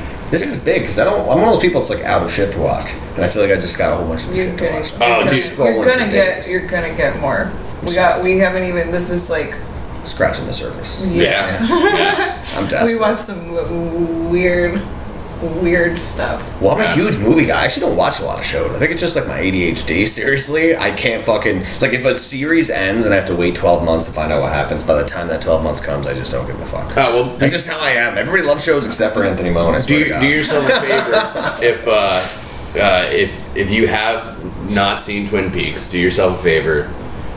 Watch the first season, the last 3 episodes of the second season. The rest of the second season you don't need to worry with or bother with. And then Fire Walk with Me, which is the prequel movie that came out after the first TV series. Damn. And then watch Twin Peaks: The Return. It's all out already, so you don't have to wait. Perfect. Yeah. Perfect. You can- That's sad. It's my brain is just fucked up. That's, I don't know what to say. Well, that's a decent All chunk our brains are of fucked up here. This is Here true. at the yeah. We're all company. Yeah. comics. We're just Yeah. fucked up in our own unique, lovely little special ways. 100%. 100%. What about you? You didn't recommend a movie. What do you got?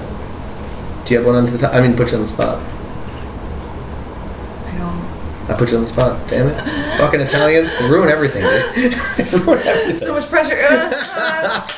I just There was another movie that we watched when we watched The Killer. What I'm trying to dreams may remember. come. Huh? What dreams may It's come? not a porno? Wet dreams may come. What dreams may come? Is that not the name of a porno? If that's not the name of a porno, I've lost all concept. Oh, no. What's a porno? Holy shit. Good old Wet Dreams May Come. It's another esoteric sort of I don't know. I really like movies that play around with the concepts of death and the afterlife and sort of different realms and what might happen philosophically. I like the sound of that. Wrist Cutters also is another really good one. I don't think I've seen Wrist Cutters. Should definitely watch it. I don't want to give too much away. It's about this guy who commits suicide and then he ends up in this weird place and has to figure out what's going on, how to deal with it. Interesting. Imagine if it wasn't about a guy that committed suicide and it was just all super positive, just to be ironic. Yeah. Wouldn't that be, it's called Risk Cutters. It's a musical. Yeah. How about Dead End? You guys ever see Dead End? I think you would like it if not. I've seen Dead End. Dead End's fucking sick, I isn't don't it, think- dude? Yeah, It's a it's good twisteroo, but it's the same kind of thing. It's about the afterlife and shit Yeah. like that. It's pretty Cool. fucking wild, dude. There's another movie that's sort of like that, but it's like almost like cosmic horror, called The Endless. Have you guys seen The Endless? I don't think so. It's about like two brothers that escaped a cult. Yes, I have. No, yes, I have. They go back to it, and it's like Yeah. there's like some sort of weird time loop bubble Yeah. that like keeps things repeating over and over again, and like people that are in that time loop bubble like never die, and it's Jesus. like the cosmic horror of what it would be like to actually have immortality, but like only in this one little spot. Damn. Yeah, it's fucking wild. Damn. You guys are like broadening my horizons right now. We're fucking cultured, bro. I like it. I mean, Jesus Christ. I like it, dude. All my like weird movies. Like, do you guys watch comedies too, or Yeah, of do? course. I gotta switch it up sometimes? I was gonna say, what's Yeah. your like Mount Rushmore of films? That's so hard. I feel like, Dave. Honestly, there's so many good ones, especially with comedies, man. I It's mean, like, there's so many classics. Probably my favorite comedy is Fight Club. Fight Club is awesome. Fight Club's like a whole bunch of different genres. I feel like in one movie. Yeah. Don't you think? Yeah, I feel like it's essentially a dark comedy though. Twist, Yeah. crazy twist in there, fucking wild, Oh, yeah. dude. I mean, Brad Pitt's just fucking always good. And was it Ethan Hawke too, right? Edward Norton. I was mixing those two guys. Edward Norton is solid always. Yes. He's one of those. I really appreciate actors who can like. It's almost like they shed their skin, like they're. Because there's some actors. There's a lot of like even Brad Pitt. It's like he's always kind of a little bit Brad Pitt. Yeah. Like not Oh, to yeah. say he doesn't have range, but he's always like Brad He's got Pitt. a particular playing way that he a moves. character. Yeah, a particular way that he speaks. But somebody like Edward Norton, I really like actors like that where it's like I am somebody else now. Yeah. Like Edward Norton isn't here, man. Like Daniel Yeah. Day-Lewis, Joaquin, Ooh. they're all like they that. just Christian chameleon Bale? it, like Oh yeah, so hard. 100%. He could play. I mean, I hate to say it, but De Niro, because he's kind of a douche. I feel like in real life, but he could play any fucking role. De Niro, I think he's great. I think he's fantastic. He definitely goes all the way with his characters. Maybe he goes both ways. Yeah. I respect that. He is a Hollywood elite, I respect so that. he probably goes both ways, including children. That's a dig Too on many Hollywood. ways. Yeah, too many. That's a dig on Hollywood. That was my not fault. De Niro particularly. But like, and also I think great actor, but again is always just kind of him playing a character is like Denzel Washington. Like I feel like he doesn't really shed Denzel. He's always just kind of Denzel, you know? Yeah. And it's like, cool, angry black guy in this movie, angry black guy in this movie, but doesn't like truly chameleon in the same way that I think other people can. Oh, dude, you know what we just watched? What's that? Uncut Gems. Ooh, that's a good movie. Darker than the I had never Adam seen Sandler Adam movie. Sandler. That's what he was like. This is like the film where Adam Sandler's not Adam Sandler. He's Yeah? this guy, and I was like, Dark. okay. I mean, we'll see. But I was like, oh my god, he is. He's, Yeah. Well, and I've never been a You bored? huge. Oh no, I'm just long day, and I don't sleep much. I quit smoking weed because remember, well, the viewers don't know, but I got arrested for a weed vape. I don't mean to get off on a tangent. No, you're fine. But yeah, I got arrested for having a weed vape because Texas laws are awesome, and it's a felony, and I haven't smoked weed in months, so I don't sleep anymore at all. I've slept like 3 hours a night for like 3 weeks. Are there other That's why. like? Do you have any other tools or like? things Melatonin and that help masturbation. you- Yes, dude, it's like you're there. Okay. It's like you're there with Yeah. me. Yeah. You do I chamomile. understand. Try some chamomile. I'm just like chugging Fuck like with it. sleep aid medicine, but it's Yeah. like fucking doesn't really help that much. Well, you gotta be careful with like actual even melatonin. It can kind of mess with like it'll knock you out, but it changes the quality of the sleep that you get. So sometimes you'll even though Valerian you root. knock yourself out, Yeah. you'll still be tired because you're not getting all of the right Like when you wake up, waves. you're still groggy. Yeah. Yeah, I've heard that actually. Yeah, that's fucked. When you That's have not what I need. insomnia. Making it worse. Actually, it's the opposite. That's the opposite of what I need. When you have insomnia, you're never really asleep or awake.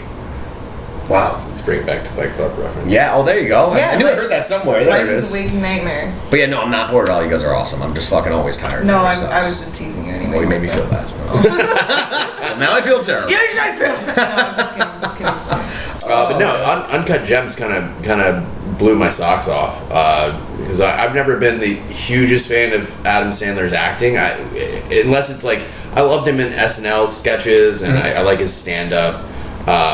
But I just feel like he's Oh, the voice kind of kills me. I don't like it. And he does that so stupid I have voice too. That's the one. you know. And But it's almost like holiday time for the Hanukkah song, man. You guys don't fuck with some classic Adam Sandler, man. You don't Little Nicky, man. You know. He seems like a cool guy to chill with, though. Yeah, he's a great guy to get a beer with, I think. Yeah.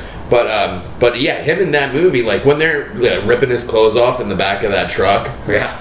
it's like that's not Adam Sandler. That's that dude that's in that moment and having a fucking freak out panic attack. Yeah. And I hope he does more stuff like that. Like not like that specifically, but just like being able to see him be so versatile. Mm-hmm. Now we know he can. I'd like to see him do more. There's another movie that's not nearly See his range. as dark or as stressful as Uncut Gems. I can't remember what the fuck it's called. The Meyerowitz Project? On Netflix? That was like a dark movie he made as well. I don't think you guys caught that. I haven't don't think I've seen seen That was that. pretty fucking dark. Yeah. It was wild. No, it's a movie where he's a basketball recruiter. Oh, fuck. What's it called? I know that he like finds on this kid in Netflix it was. like France or Spain or something, somewhere in Europe. Yes. And the guy's just like incredibly good at basketball, and like he like brings him to America and changes his life, and like turns him into like a basketball. Is that like a based on a true story one or something? I don't know if it's based on a true story, but the guy who plays the basketball player is really a basketball player. Yeah. Okay. He played for the Celtics at one point. It's my team, so I remember seeing that. That was a good movie. Yeah, it's good, and it's a little bit more heartwarming, and it's a little bit like more like inspirational in tone. But he does disappear into that character also. Okay. It is a little bit more like you can tell Adam Sandler is just like a sweet guy underneath of it. He believes in people, and he kind of gets to like let that out in that character. Nice, yeah. But it is not like. You know? One of the things I always liked and appreciated about him, and even his movies that were like stinkers, was just like he got really successful, and then he was like, "I'm just gonna do goofy stuff and hire my friends." Yes. Like, that's cool. Like that's a cool play. Yeah. That's a dope move. They're all from the same area too. Yeah. All those guys. They're all like lifelong buddies. That's Yeah. so cool. We're already rich. Why not just have fun with it? There's Yeah. a really cool Adam Sandler story too that I think it's Brad Pitt that tells it. Like there's an interview where they're like interviewing each other, and Brad Pitt says, "You know what my favorite Adam Sandler story is?" And he's like, tell me, man. You know. And he's like, when you're in acting school, like your acting teacher, like was like, "Hey man, let me take you out for a beer." And takes him out, buys him a beer, and says, "Find something else. You're not going to be successful at this, man. Just get something else."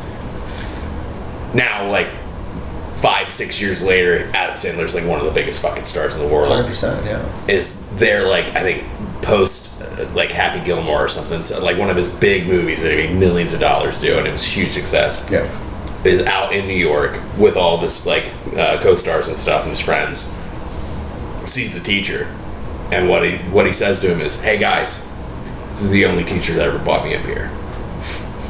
Damn, it's got chills from that fucking story, Right? dude. Like, what a fucking good guy. Gangster like, move. like doesn't talk shit on him, just is like, "Hey, thanks Doesn't for make him buying me eat that beer." crow at all. Yeah. He just Yeah. mentions that he appreciates the fucking beer. Yeah. That is bad. Isn't that fucking I got cool? chills from that. Holy shit, bro. That's not how I saw that ending. Yeah. God damn. Well, anybody else you would think that, oh, this guy never believed in me, look at me now. But Adam Sandler's like such like a humble, chill dude. Well, plus he's Jewish, so he remembers when people buy him things. Yeah. He's like, one time I didn't have to pay for a beer because of this guy. There is that factor. I'm just Yeah, kidding. that is a big factor for sure. I got something free from this guy. Hell yeah. Oh, God. No, I mean, my favorite film of all time is Blade Runner. Blade Runner's a great movie. The OG, and That's like, one of my, I think it might be probably the most influential film in the past 40 years. It's definitely up there, dude, for sure. You know, like,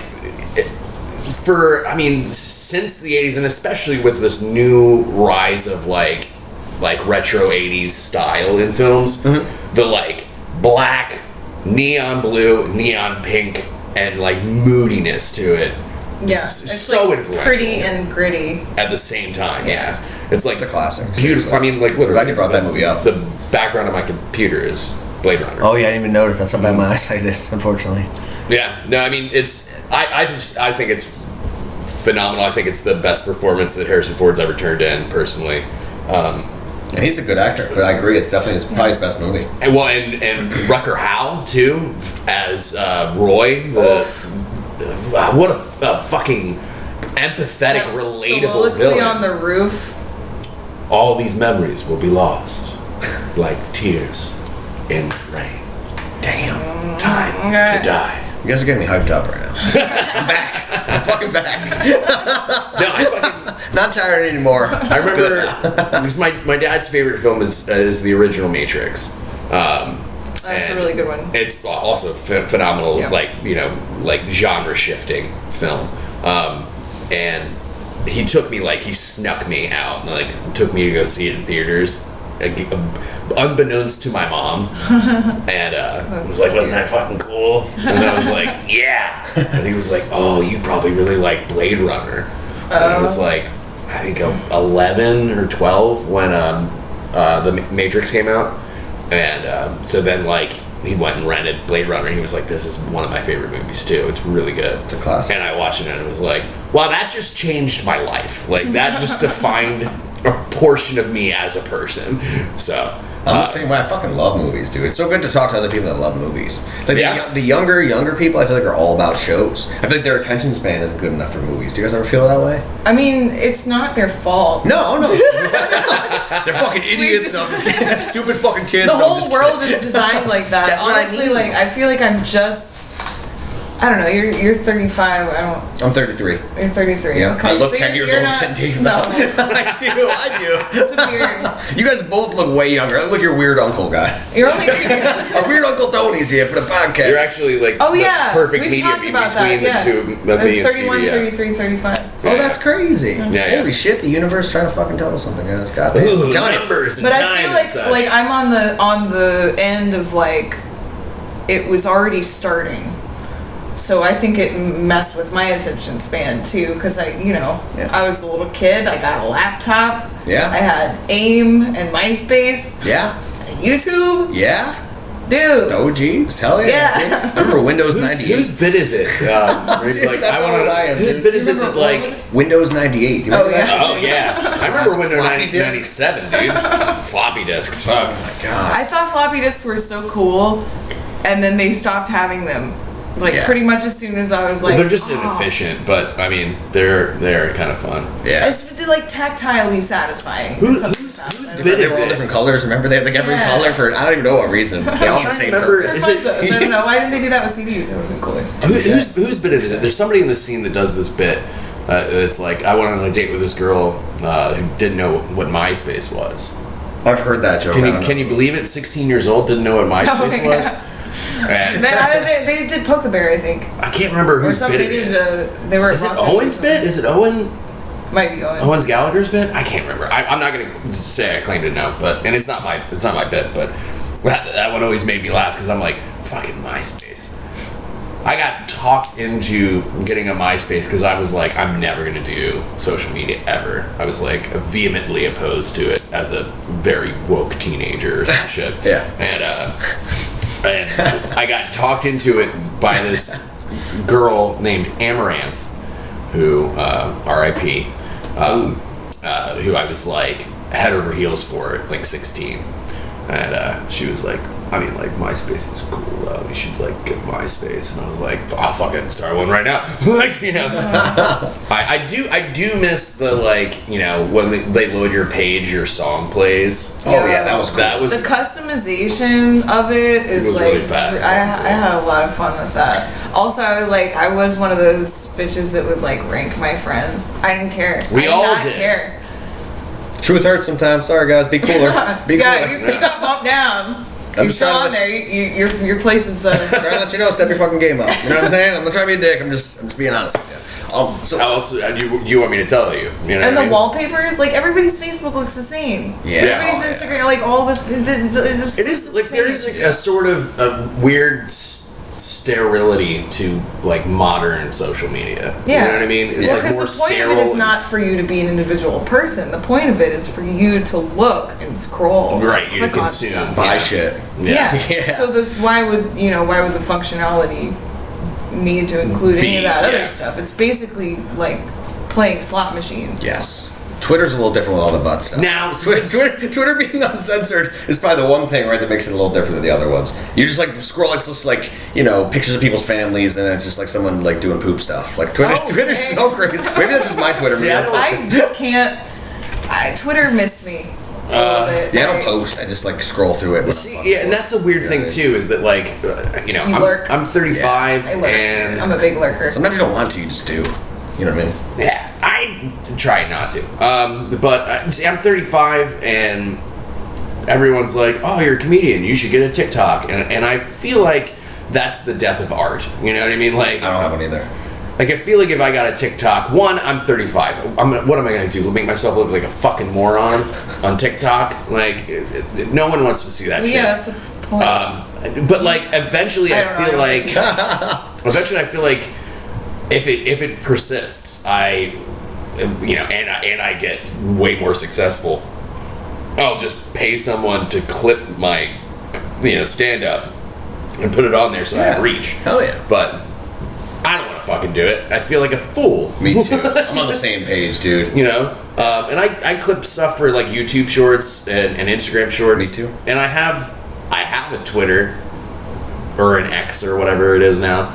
I'm never gonna call it that. I don't care. It's stupid. I still call it Twitter as well. I'm not gonna call Facebook Oh, you're Meta gonna dead either. name social media? Not very progressive of you guys. Yeah, I'm super intolerant of the rights of corporations. Ugh. Yeah, Fuck 'em fair. all. Fuck 'em all. I agree. But this brings up an interesting thing that I thought would be cool to talk about too. Is that do you think we've gone too far with the hyperization That's a yes.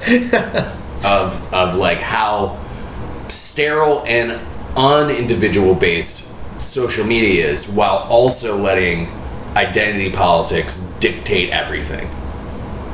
Well, This is yeah, weird what's the point? Have we dehumanizing let it combination. go too far? Can you- Because but also you can never stop it, and it's gonna go farther. It's gonna things are gonna roll until it's gonna snowball until it collapses. Like it's. Do you think so? Or you don't think that there's any sort of like marginal things that like societally or individually based we could do to kind of right the ship rather than just Well, letting it run into the wall? I think It's a that mess. I don't know if we can fix it. I think that maybe we Interesting, could, yeah. but there's so much money. There's the people. These corporations are so big. They Yeah. have so much money and they have so much power Yeah. that You think they're too big Like- to fail? I don't think they're too big to fail. I think Okay. that there could be a point of collapse potentially. I don't know what that would look like, but I also think that it's going to be a thing that's hard to change because there's an accountability that they've gotten away with not having for so long. Mm-hmm. Like, I don't know how much you've heard about it, but like Facebook and Google, at least, they've had people bring things up that are like real important issues, and then they have like an ethics board, and then somebody on the ethics board will say something that they're like, we don't like that, and they'll just fire somebody off of their ethics board because they're being called out for being unethical. For And the speaking fact out, that yeah. that is Interesting. allowed to happen, to me, means there's not going to be any kind of real meaningful change as long as that is allowed to continue. Now, what do you think the answer to that is? Is it governmental intervention? I think it has to be regulation. Where it's at right now, the scope, the size of it, the amount of money and power that you're having to deal with, I think it has to be regulation. I don't really like that. I wish it didn't Yeah, have to I'm be. not a fan of big And I government, think, but- honestly, it would be way cooler if, say, like, people, just everybody, would be like, hey, this thing is messed up. Because this thing is messed up, I'm going to boycott this. I'm not going to use it. I'm not going to engage with it. I mean, that's However, sort of how I it's feel about designed. TikTok. It's designed in such a Touche. way that TikTok, Facebook, Instagram, Twitter, Amazon, big corporations, like, people want to say that they don't like something or that, oh, this is messed up, but they also want the convenience of it, or they want the for sure. pleasure of it. They want the ease of it. Like Amazon, for instance. I've talked to so many people who are like, oh yeah, Amazon's really messed up, this and this and this is really messed up. They have Amazon Prime. They use Amazon Prime. Like, they still, even though they are saying, there's this it's like societal cognitive dissonance. And I don't know what the solution is. If I did Well, it's wild. It's a thing that I think about, or I try not to think too much about, but I think about a lot. And it's strange because I don't want big government. I think bigger government just means more control, more authoritarianism. I'm not like a super political guy. I'm an anarchist. I think burn it all down, start over. But so do you think that we are just in a trajectory, that we're just barreling down this path so much that it has to fail before there will be real change? Or do you think that some sort of communal grassroots thing could shift to these things? And also the other wild thing is that we're all comedians. This is our marketing strategy. Is that I think comedy is very important. I think laughter's the best medicine. I think it's healing. But are we so entrenched in this architecture of this weird fucking Orwellian future that the only way to do the small little bit of change of the careers that we're all pursuing is to participate in some way? I almost feel like you're handcuffed into it. I think you nailed it. I think a lot of comics don't want to, but they're like, I kind of have to. You know? I mean, I feel that way. Yeah, 100%. I didn't post a set for the first 7 years of me doing comedy. Yeah. Not one, because I didn't want to do it. I was like, I'll just go up and tell good jokes until someone notices. Yeah.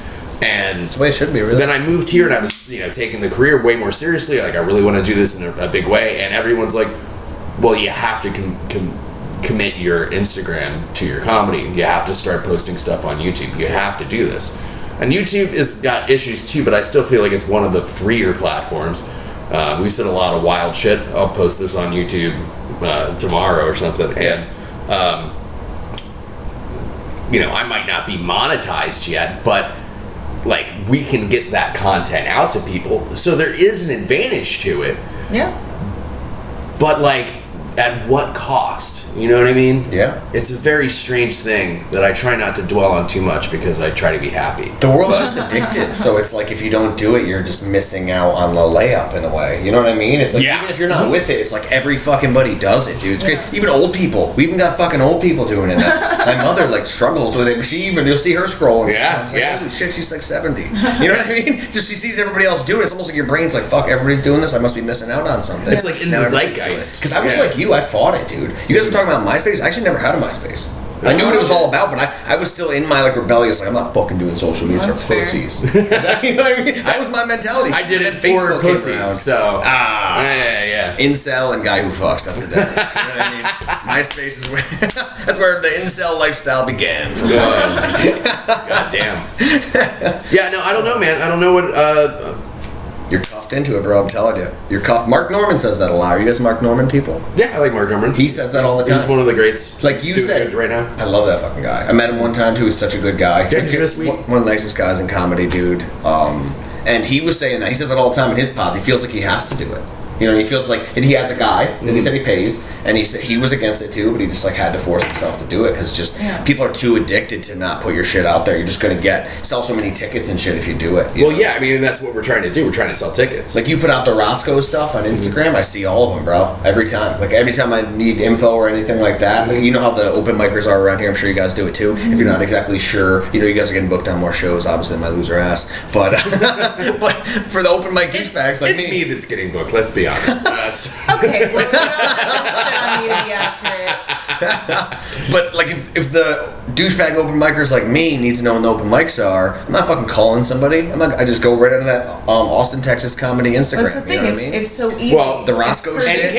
Kate is great. You know, she runs a great fucking Instagram. That's so nice of her, by the way. Shout out to her. Yeah, because I've seen comics, and it frustrates me. I've seen comics like that complain about it sometimes. They're like, she didn't post yet. Bro, she's literally doing that just to be nice. Shut the fuck up. Right? Yeah. Like, people complain about that, she'll get kicked in the vagina. She's literally doing it for the community. Yeah, she's doing it out of the kindness of her heart. But, I'm sorry, what were you saying, Stevie? Oh, I think it's kind of inevitable in the face of, like, this technological and globalization advancement has been exponential, and we don't know what it's going to look like. We don't know what it's going to look like. But I think that if you can try to figure out how to find your place in it without feeling shackled, without feeling handcuffed to it, it's going to be better for you and for how you feel about it. Because really, if you take away all of the, all of the problematic parts of it that we've been talking about, the money, the greed, the, problems with the addiction, attention span, all of that kind of stuff, really what you just have, if you strip it all down, is a way for people to communicate all over the world instantly. Yeah, the idea is good. Anything that they want. Yeah. Can you imagine if you were exactly. in like the 17 or 1800s and somebody was like, hey, we've got this thing, it connects everybody all at once, you can get all of the information and art and anything that you need, communicate all across the world. You can teach yourself any skill. But actually, it's kind of a bummer. Like, they'd be like, what? Well, just like anything else, dude, as human beings, we fuck up everything. We got this dope-ass planet, and we're just fucking it all up. We get dope things like that, where just like you said, opens unlimited doors for us, and like douchebags just like yell at each other on it. It's fucking crazy. It's so it's crazy. Adds the freest country adds an anger and hatred. It's like, why the fuck can't we just like have fun with it, dude? DMs like get ruining marriages every fucking day, dude. It's like, we have the freest country in the recorded history of the world, so far, at least that we've been able to determine. And what do we do with it? We milk it for profit. Yeah, there ain't no way to make money. Fuck it. It's crazy. Jesus Christ, it really is. All right, I think we have a good time for a second smoke break. Hell yeah! And then we can jump into Deep Boys because I feel like we're edging on Deep Boys already. Well, I'm gonna have to go soon, unfortunately, because I have to do that mic at Velveeta's. But I don't even want to. It's having so much fun. Make us edge more. Well, let's take a cigarette break, and then if you need to, we can just do a wrap. Well, I'm gonna have my buddy's gonna go to Velveeta room hopefully before me. Maybe he can sign me up because I'm having a good fucking time. I almost don't even want to go. Wait, I want to do a mic, but I almost don't even want to go. Wait, it's what time is the? The show's tonight. Did you pause it already? Oh wait, so the show instead of the fucking mic? What time's the show start? What time's 8? Shows at 8. Fuck yeah, there probably is no mic there. I don't think there is. Okay, it's the anniversary show. Fucking duck. Which you could come and watch me tell these. I would. Yeah, I might as well do that. You know what I mean? A lot of the mics on Thursday. And we got an hour and a half before then, and I'm in the second hour too. So like the lineup that I'm on doesn't even start until 9, and then I'm. It starts at 9. Because the mic was at 8, wasn't it? I know you're not doing the mics as much, but. Well, no. The Velv mic, I don't think it's happening. Usually, yeah, that's what I'm saying. But it would be at 8. It would be at 8. That's what I meant. The show still starts at 8, but I think that's he's what doing. I was asking. You nailed it. Yeah. I think he's doing like 25 comics, and I think I'm the last comic. So. Oh shit! Okay. Yeah. So I'm. We might be able to hit a mic before that if you want. But also, this is really fun. Also, we can hit. I know. I was gonna say, should we just fuck mics? Should we retire from mics and just do this every day? This is fucking awesome. Well, I wouldn't retire from mics. I was kidding. Yeah. We're participating in the global tech thing, and it doesn't feel like I'm Gross. ripping my soul Yeah, out of yeah. my Yeah, chest it's and fucking stomping fun. on it. It's all about the squad you have, dude. I've done pods with people. Like I did a pod with another guy, like I was telling you guys. Great guy, man. But he doesn't have the same chemistry as we do. I felt like I was just like carrying the load. This is so like split up against amongst three brilliant folks. I feel Yeah, like are we two about to yeah, have a it's a threesome yeah. right now? We're about to make an Anthony sandwich. We're about to make a fucking Anthony sandwich. You guys are fun. On that note, we're gonna take a smoke break. We'll be back, guys. Hell yeah. If I can get. And we're back. Hell yeah. All right, so for the Obviously Complicated podcast, we usually like to do a shout out to Newsboys and Zach Kreger and R.I.P. Trevor Moore, my personal favorite comedian, with a little segment that we kind of stole from Newsboys called Deep Boys. And we were kind of talking about it in our breaks, but Stevie, I'd like to jump back in with your thoughts on the concept of like, the tortured artist and like pain in art. Okay. Take it away. Well, there's this trope about all of these incredible artists throughout history have been, mentally ill, miserable, addicts, kill themselves, all this stuff. Mm-hmm. And that messed me up for a long time because when I try to pull creativity and inspiration from that pain, those things, the struggles that I have, Mm-hmm. I just can't most of the time. Every now and then, some will slip out, but most of the time when I'm in those places, those dark places, it's the opposite of that. I feel the least creative. I feel the least able to make any kind of art. Mm-hmm. So it's been really helpful for me to try to get over that sort of stereotype and think maybe, art can come from other places. Maybe it can just be fun, or maybe it can, come from joy or love, or like something doesn't have to be so dark to be inspirational, and that actually has helped me. So you feel like the time that you're at, you're firing on all cylinders creatively is when you're actually in a mentally good place. Yeah, and I think it probably not just me, but like that might be a based on the person kind of thing. But I feel like that's a healthier way for me to think about it too, because it makes me want to be in a better, healthier place. Because, for sure. I have that extra motivation. Like if I'm healthy, if I'm doing well, then I can also do these other things, these beautiful things. I can make these things that I want to create and put out into the world. Yeah, for sure. Anthony, how do you feel your creative process works when it comes to like rage and turmoil, all that stuff? Do you agree with Stevie that you're firing on all cylinders better when you're in a more positive place, or do you feel that you can like really harness and use that sort of like darkness or whatever to get yourself out of it or produce more creative stuff? What's that process like for you? I almost feel like it's kind of like a hybrid, because I agree with you, and at the same time I feel like if I'm going through something and I feel fucked up about it, it makes me feel better to talk about it. And then at the same time too, when I'm thinking really clearly, I feel like sometimes I do the best. You know what I mean? And when I'm not stressed or I'm not anxious or depressed or anything like that, I feel like it depends. I guess a little bit of both kind of for me. You know what I mean? Yeah. Like absolutely. Like just, I don't know. I think I've always kind of had like an inferiority complex. You guys probably caught it. I'm randomly like, I'm fat and I'm ugly. Fuck me. You know what I mean? Fucking hate myself. No, you're lovely. As comics, man, as comics, we all have inferiority complexes. Yes. We all have imposter syndrome. Yes. We all feel like, how the fuck are they letting me do this? Yes. Like, how am I getting away with doing this? I'm a little bit more in your boat. I definitely feel like if I'm super depressed and super in a bad headspace, sometimes I can't even get the fuck out of bed. It happens to us all, yeah. But. And I don't create good art when I'm in that space. Yeah. Sometimes I can like utilize that to launch myself out of it into a healthier headspace through creativity.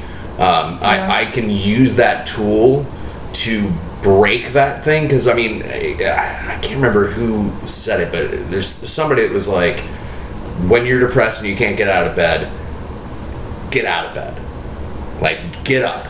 Just get up First step. and do one thing. Yeah. And in that, you create this sort of like momentum that can sort of catapult you out of it. At least I know that's true for me. There's been times where I'm like, I want to kill myself, let alone go work this shift. You know? And just getting up and going to work sometimes at least gets the snowball rolling for me 100%. to get me out of where that is. Sometimes it doesn't work and I'm still just as fucking depressed. Sometimes I call out of work because I am too incapable to get myself out of that place. I think that for me at least, where that sort of informs my art and my creativity is sort of after the fact, if that makes sense. Where I look back on being in that place, and then when I'm in a clear headspace, I write about it. Makes sense. And that, I feel like, is how I sort of infuse both of those things. Because obviously, if, for instance, I've been having a tremendous amount of anxiety and depression about my No Offense show failing. Because, like, it's a big deal. It's my second shot to try to pull this show off at the club that I work at. If I don't sell enough tickets and don't have enough butts in the seat and the club doesn't make money, they're not going to continue to give me shots. And that freaks me the fuck out. Damn. So instead of leaning into that sort of like anxiety and let it cripple me, I've been trying to be like, hey, let me get advice from people. There's a fantastic proverb that my dad drilled into my head that is, any good leader, before they go to war, they get wise counsel. So I always try to be like, if I don't know what the fuck I'm doing, which I don't, when it comes to like, I did like punk rock promotion, and I was a booker for punk rock bands, and like, I booked for several different venues before I started doing comedy when I was still doing music. And so I have the skill set, but the thing I would do then was, it would be on MySpace and I would just print flyers, and had enough people in the scene that knew me in that they would come out and support. And a concert is a little bit of a different vibe than a comedy show, especially when the people in the scene are all also comics. Yeah. Trying to get them to come watch you do your act again. The worst crowd ever. When the only people available are the worst crowd for comedy ever. It's rough. It's a different thing. Like when you're in a punk band and your friend's punk band is playing, you can go listen to their music. It's a little bit of an easier sell 100%. than it is trying to like get a bunch of these grubby fucking open micers I know to you've show seen up. these bits 50 times. Yeah. You've watched my acts $15 so many A bunch times. of comic critics in the crowd. Isn't that the best? So like rather than just letting that anxiety cripple me, and then I'm like a self-fulfilling prophecy about like my own failure because I'm worried about being a failure, and then I manifest it. What I'm trying to do is like meditate, ask for advice, reach out for help, look for solutions rather than just sitting in the, oh my god, what if I fail? Because I feel like that probably never goes away. I feel like that's what keeps us hungry, True. So, as somebody that's been in comedy a little longer than you guys, I kind of want to know like what your feelings are about transforming that anxiety into excitement, and looking for solutions, and what that's going to look like for you guys, and what it does look like, and what your experiences are with that. You guys want to talk to me about that a little bit? 100%. Take turns. I'll go first. 100%. I feel that same thing, even just for open mics. Like even if I've had 5 good sets in a row, I think everybody has that voice in the back of their head, Like, you're gonna fuck this up, you suck. You know what I mean? Yeah, And you just gotta fight it. Sometimes I feel that way right up until I grab the mic. Does that ever happen to you guys? Yes. While I'm walking on the stage, I'm like, this is gonna suck, I hate myself, it's gonna be terrible, I'm a fat loser. And I grab the mic and I'm just like, as soon as I start talking, I'm like, what was I thinking? This is awesome. Does that ever happen to you guys? Yeah. It's fucking amazing feeling. Yeah, absolutely. And I think a little bit of it for me, digging out of that hole, is just the love. Part of it for me is just loving entertaining people. Like, I was the kid, like, on the school bus that was trying to make everybody laugh. I was the kid that, like, would make the teacher laugh in school, and everybody like, she's a cunt. How did you make her laugh? You know what I mean? Terrible whore never laughs, and this fucking Italian guy did it. You know what I mean? Yeah. Like, I like to challenge myself with it, and I think that gets me out of that. Like, as soon as you get that first laugh, when you have that feeling like you're worried about this show, you know, you get the show going, and you do get the crowd, and your set comes, and your first joke kills, that fucking all disappears. Don't you think? Yeah, no, I agree 100%. You know, but it's just the process leading up to it is the part where you're just kicking your brain. It's like going to the gym. You know, kicking your brain in the nutsack, dude. Yeah, it's like going to the gym. You know, like the hardest part about going to the gym is getting to the gym. Yeah. And then once you're there, you feel good. Feels good. You feel better afterwards. Yeah. Yes, and even the comics, like, and you've been doing comedy for mad long, but even comics that have been doing it even longer than you, they say that they still feel the same way you do. So just know that it's not you. Yeah. Mark Norman says that. I hate to keep referencing him. I'm definitely like a fucking Mark Norman groupie. I think One little fanboy. One of the few dudes I would fuck.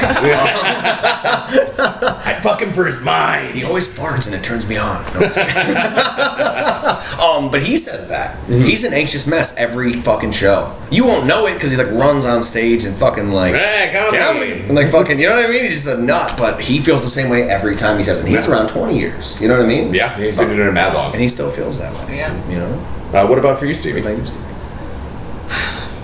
So, when I was taking, I think in a neuroscience class is where I actually learned about this, but like the pathways for anxiety and excitement or like anticipation, they start out basically chemically the same. However, depending on how you think about it cognitively,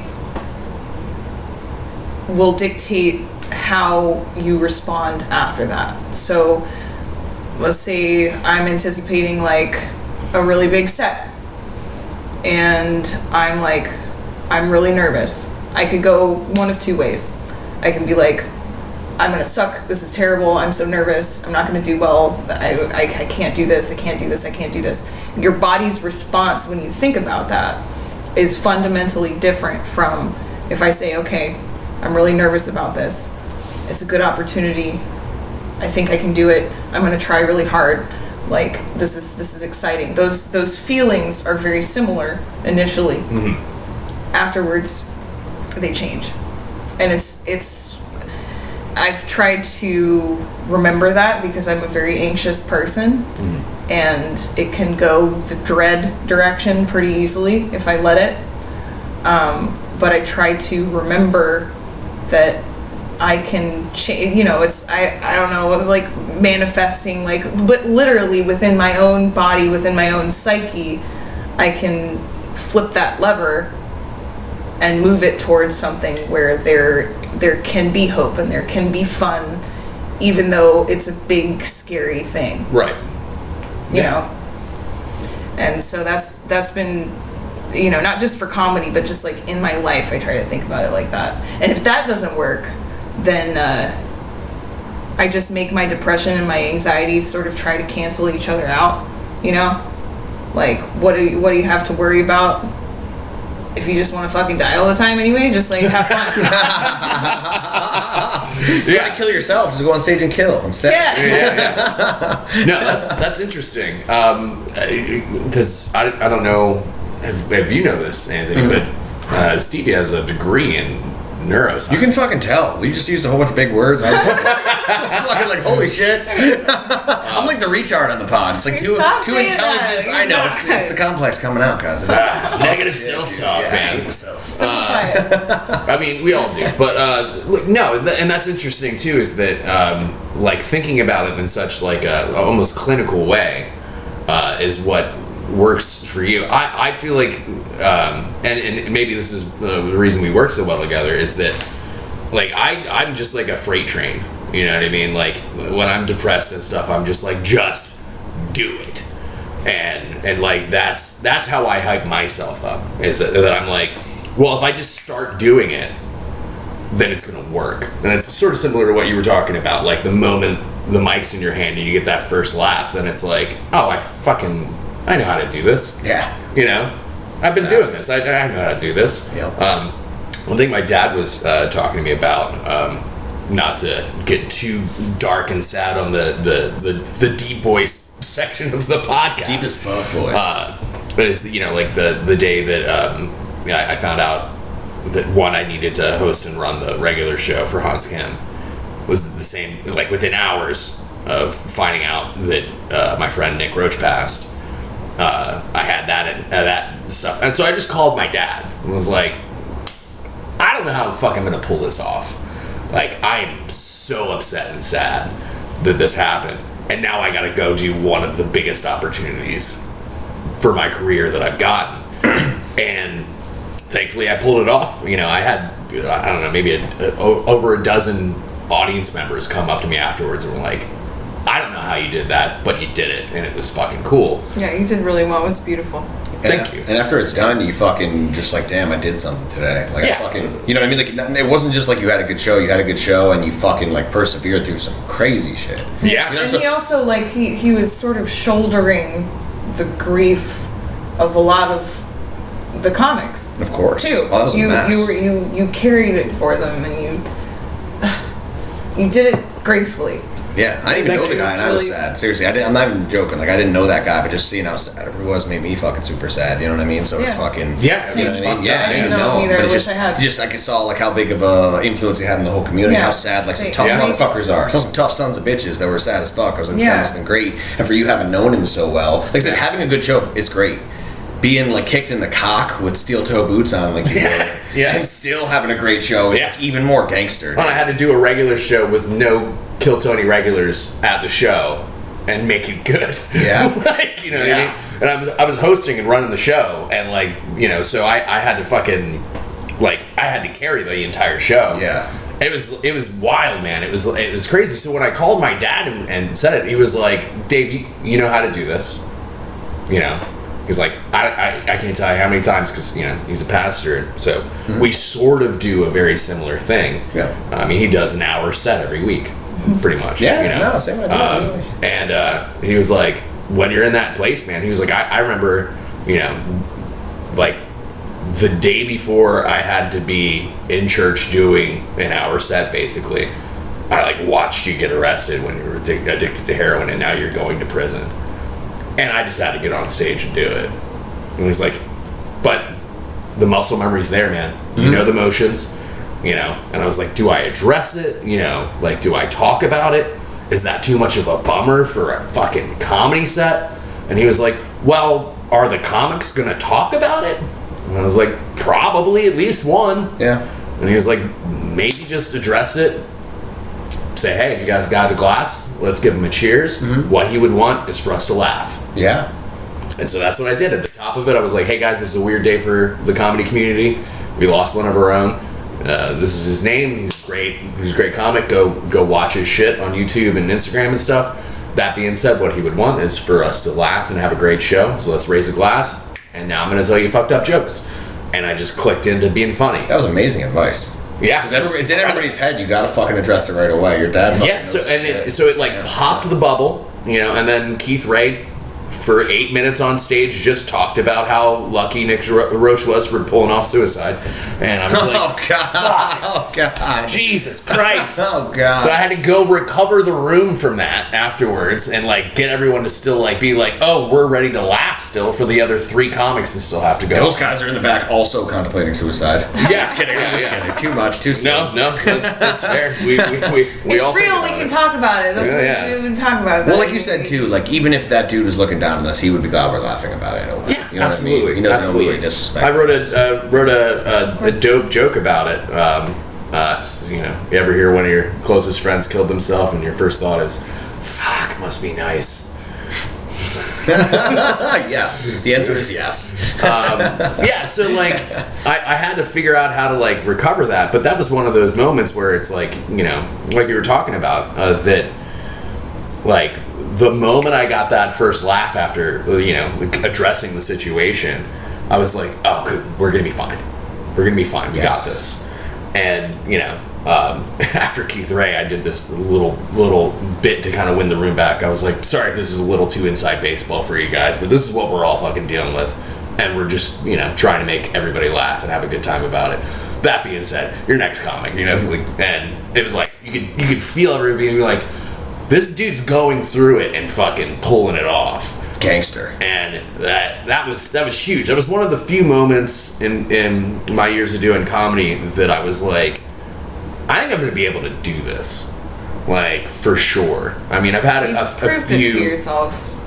Yeah. I did. If you could do it in those circumstances, you could fucking do it through anything. You know what I mean? Yeah. Pretty much as I think what that showed him, right? Yeah. Honestly, that's probably what, Yeah. If I could do it now, I could do it fucking anytime. Well, and my dad was right, dude. Like, the moment I started telling jokes, like, it was like what you were talking about earlier. It's like something clicked in my head, and I was just like, oh, I know how to do this. I got this. Yep. Like, it's fine. It's like a reminder, like, this is why I do this. Yeah. Because you got your mind on so much other shit that you almost forget why you do it. Then that first laugh kicks in, and you're like fucking elated, and your adrenaline's pumping. You're like, oh yeah, this is that shit I like right now.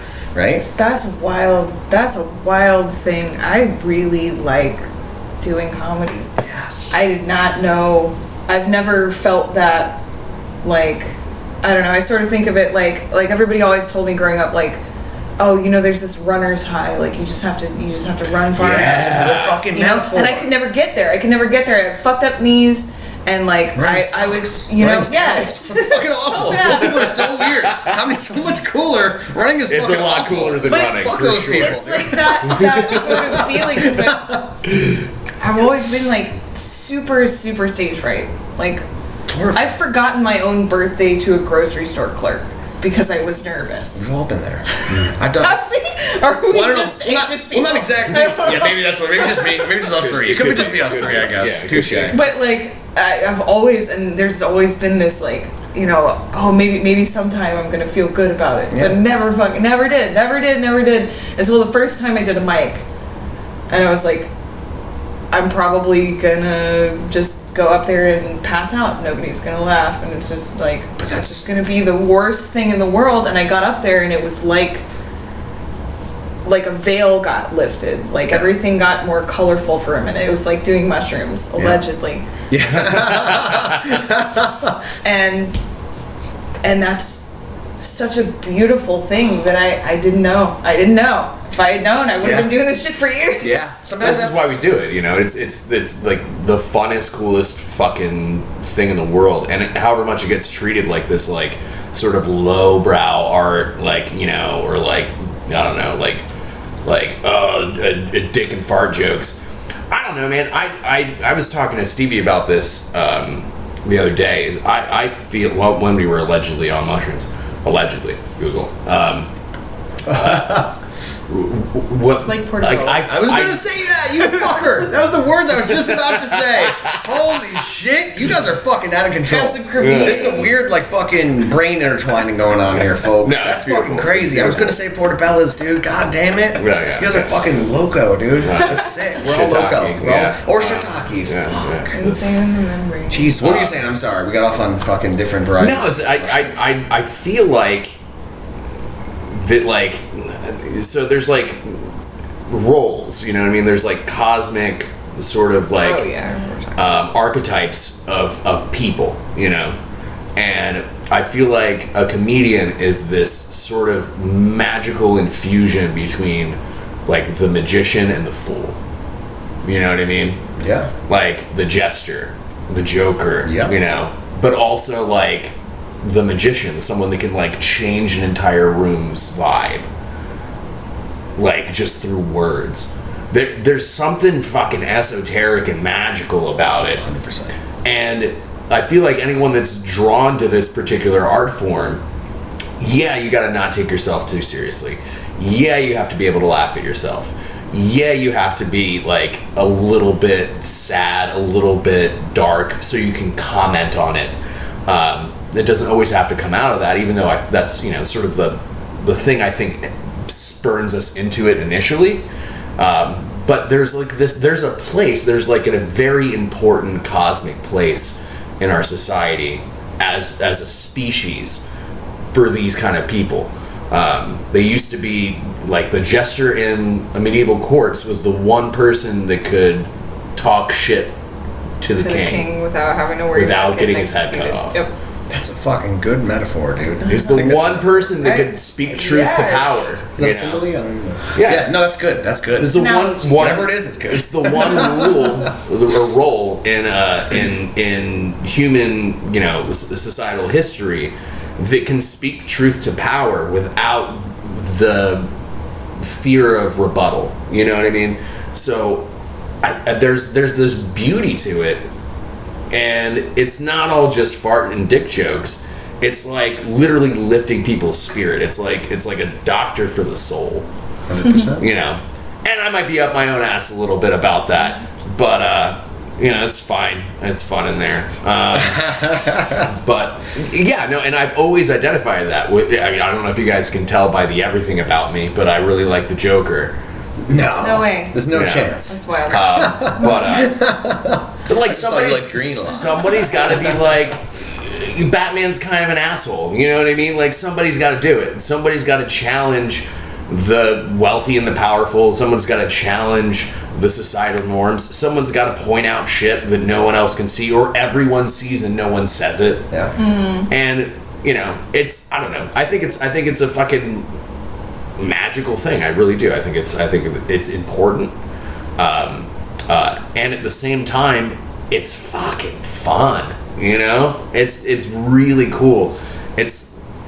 I don't know. I almost akin it to like religion. Because my parents are pastors, so I went to church growing up my whole life. Mm-hmm. And when something cool would happen, either like when my dad was doing a sermon or like in the worship music before it, I'm not a Christian or anything, but when like a group of people come together and they're all having the same cosmic experience, this sort of like untangible experience that's shared, it like tightens everybody's shit. Oh yeah. You know what I mean? Yeah. Well, it's a community. You're bringing people together for a thing. It's almost like a ritual. Yes. There's power in it. Mm-hmm. Yeah. There's energy that you can shift and change and play with, and everybody's here, and we're all feeling it right now with no audience, just talking about it. Brings people together, yeah. 100%. Well, if you really think about what it is, like on a deep level, it's so fucking crazy. You're literally saying words that are making a whole group of people have a simultaneous reaction. Really think about it. How fucking loco is that, dude? That's a wild thing. Shit, isn't it? It's a wild thing. I'm just talking about farts and pedophiles, and everybody in the crowd's mood just improved, and they all had a simultaneous reaction. It's fucking crazy. Yeah. Like everybody's mood might have just improved because of my jokes about queefs. You know what I mean? Like that's so crazy, dude. Yeah. That's so crazy. No, it's wild. It's a really cool thing. I think it's true about a lot of stuff. I think that ritual and like community are really important and maybe a little bit underemphasized in our super individualistic society. Back to the identity politics thing, but being a ruiner.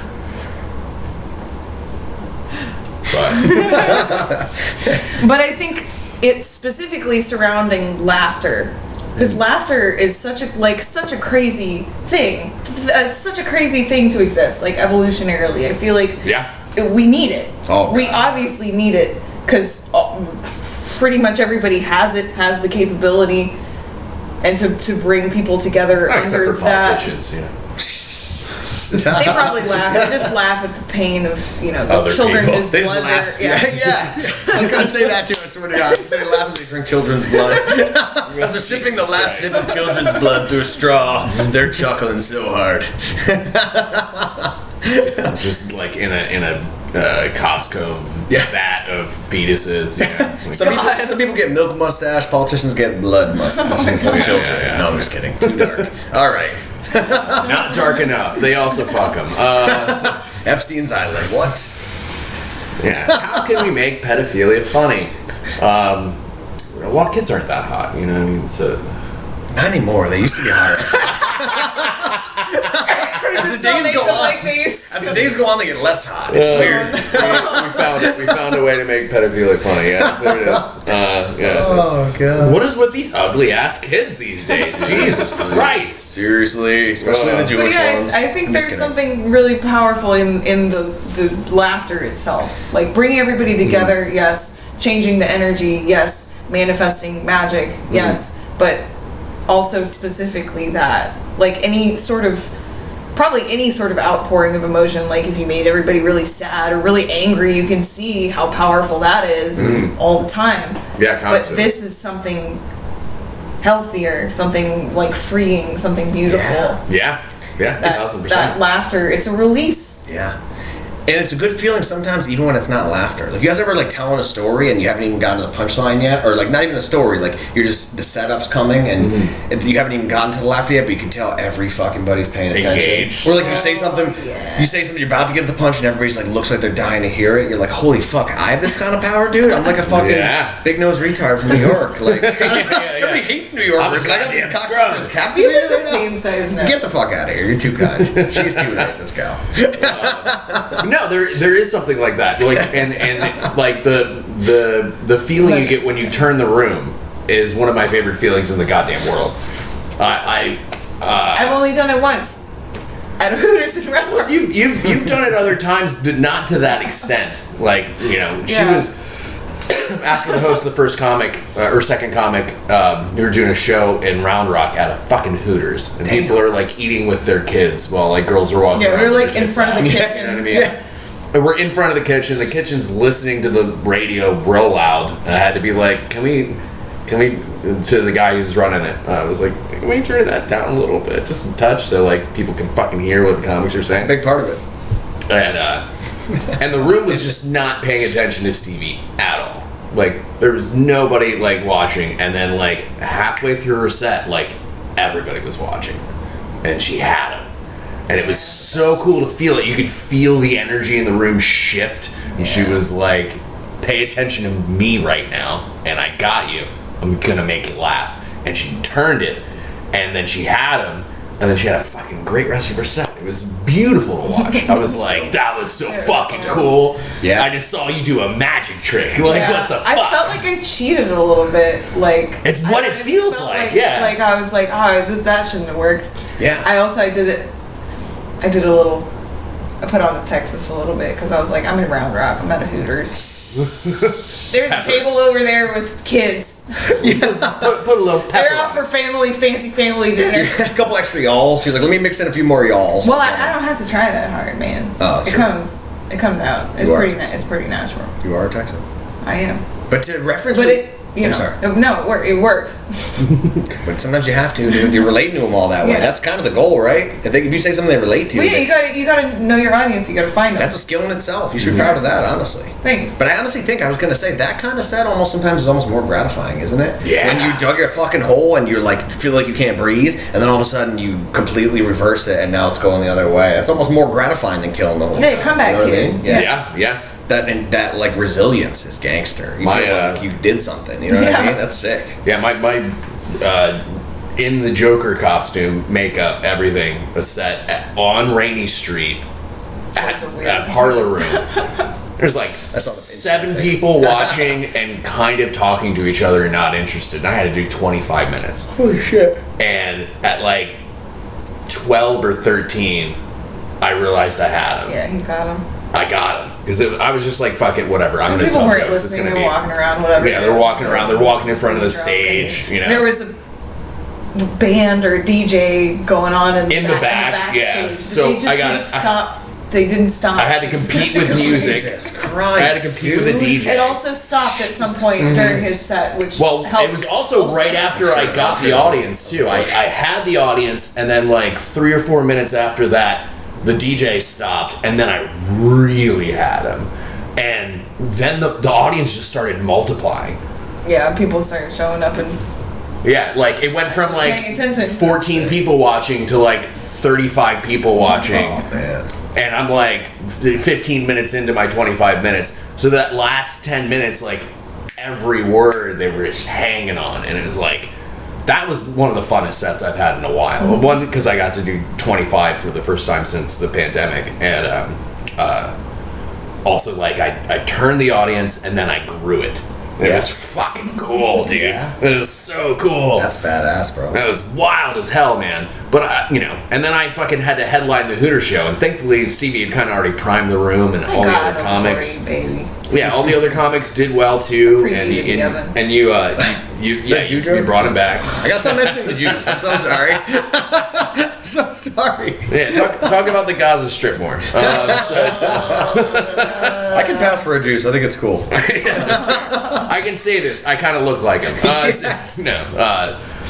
This jewelry, all fake. Well, the cool thing is that after the show, after the fucking Hooter show, we went back to Austin and did Lucky Duck with a bunch of the comics that were on the show.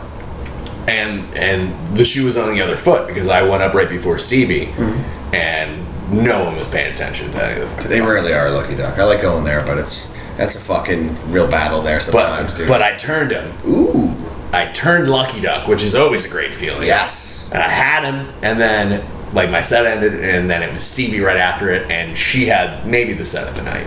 And Lucky Duck, yeah. Because they were like primed and ready. I brought him in, and it was funny too because after her set at the Hooter show, she was like, "I got him for you," and I was like, "You did." And then I headlined that show, and then we came back and did Lucky Duck, and after I did my set, I was like, "I got him for you," and she was like, "You did." It was cool. That's cool. Gangster. What a night! Holy shit! Yeah, it was that was an emotional roller coaster just hearing about it. Holy fuck, dude! Yeah. We got to think too. You were in Round Rock, and there's just boobs everywhere, and you still want them over because those chicks wear ridiculous clothing. That's very distracting. He's got a whole bunch of dudes drinking beer, and there's boobs everywhere, and you fucking. I was a little distracted. That's what I'm saying. Yeah, you were also looking at the titties, still fucking pulling them out of the fucking fire. That's incredible. No, I don't know. I have. It doesn't always work out, but occasionally I'll get this mood where I'm like, it's like determined.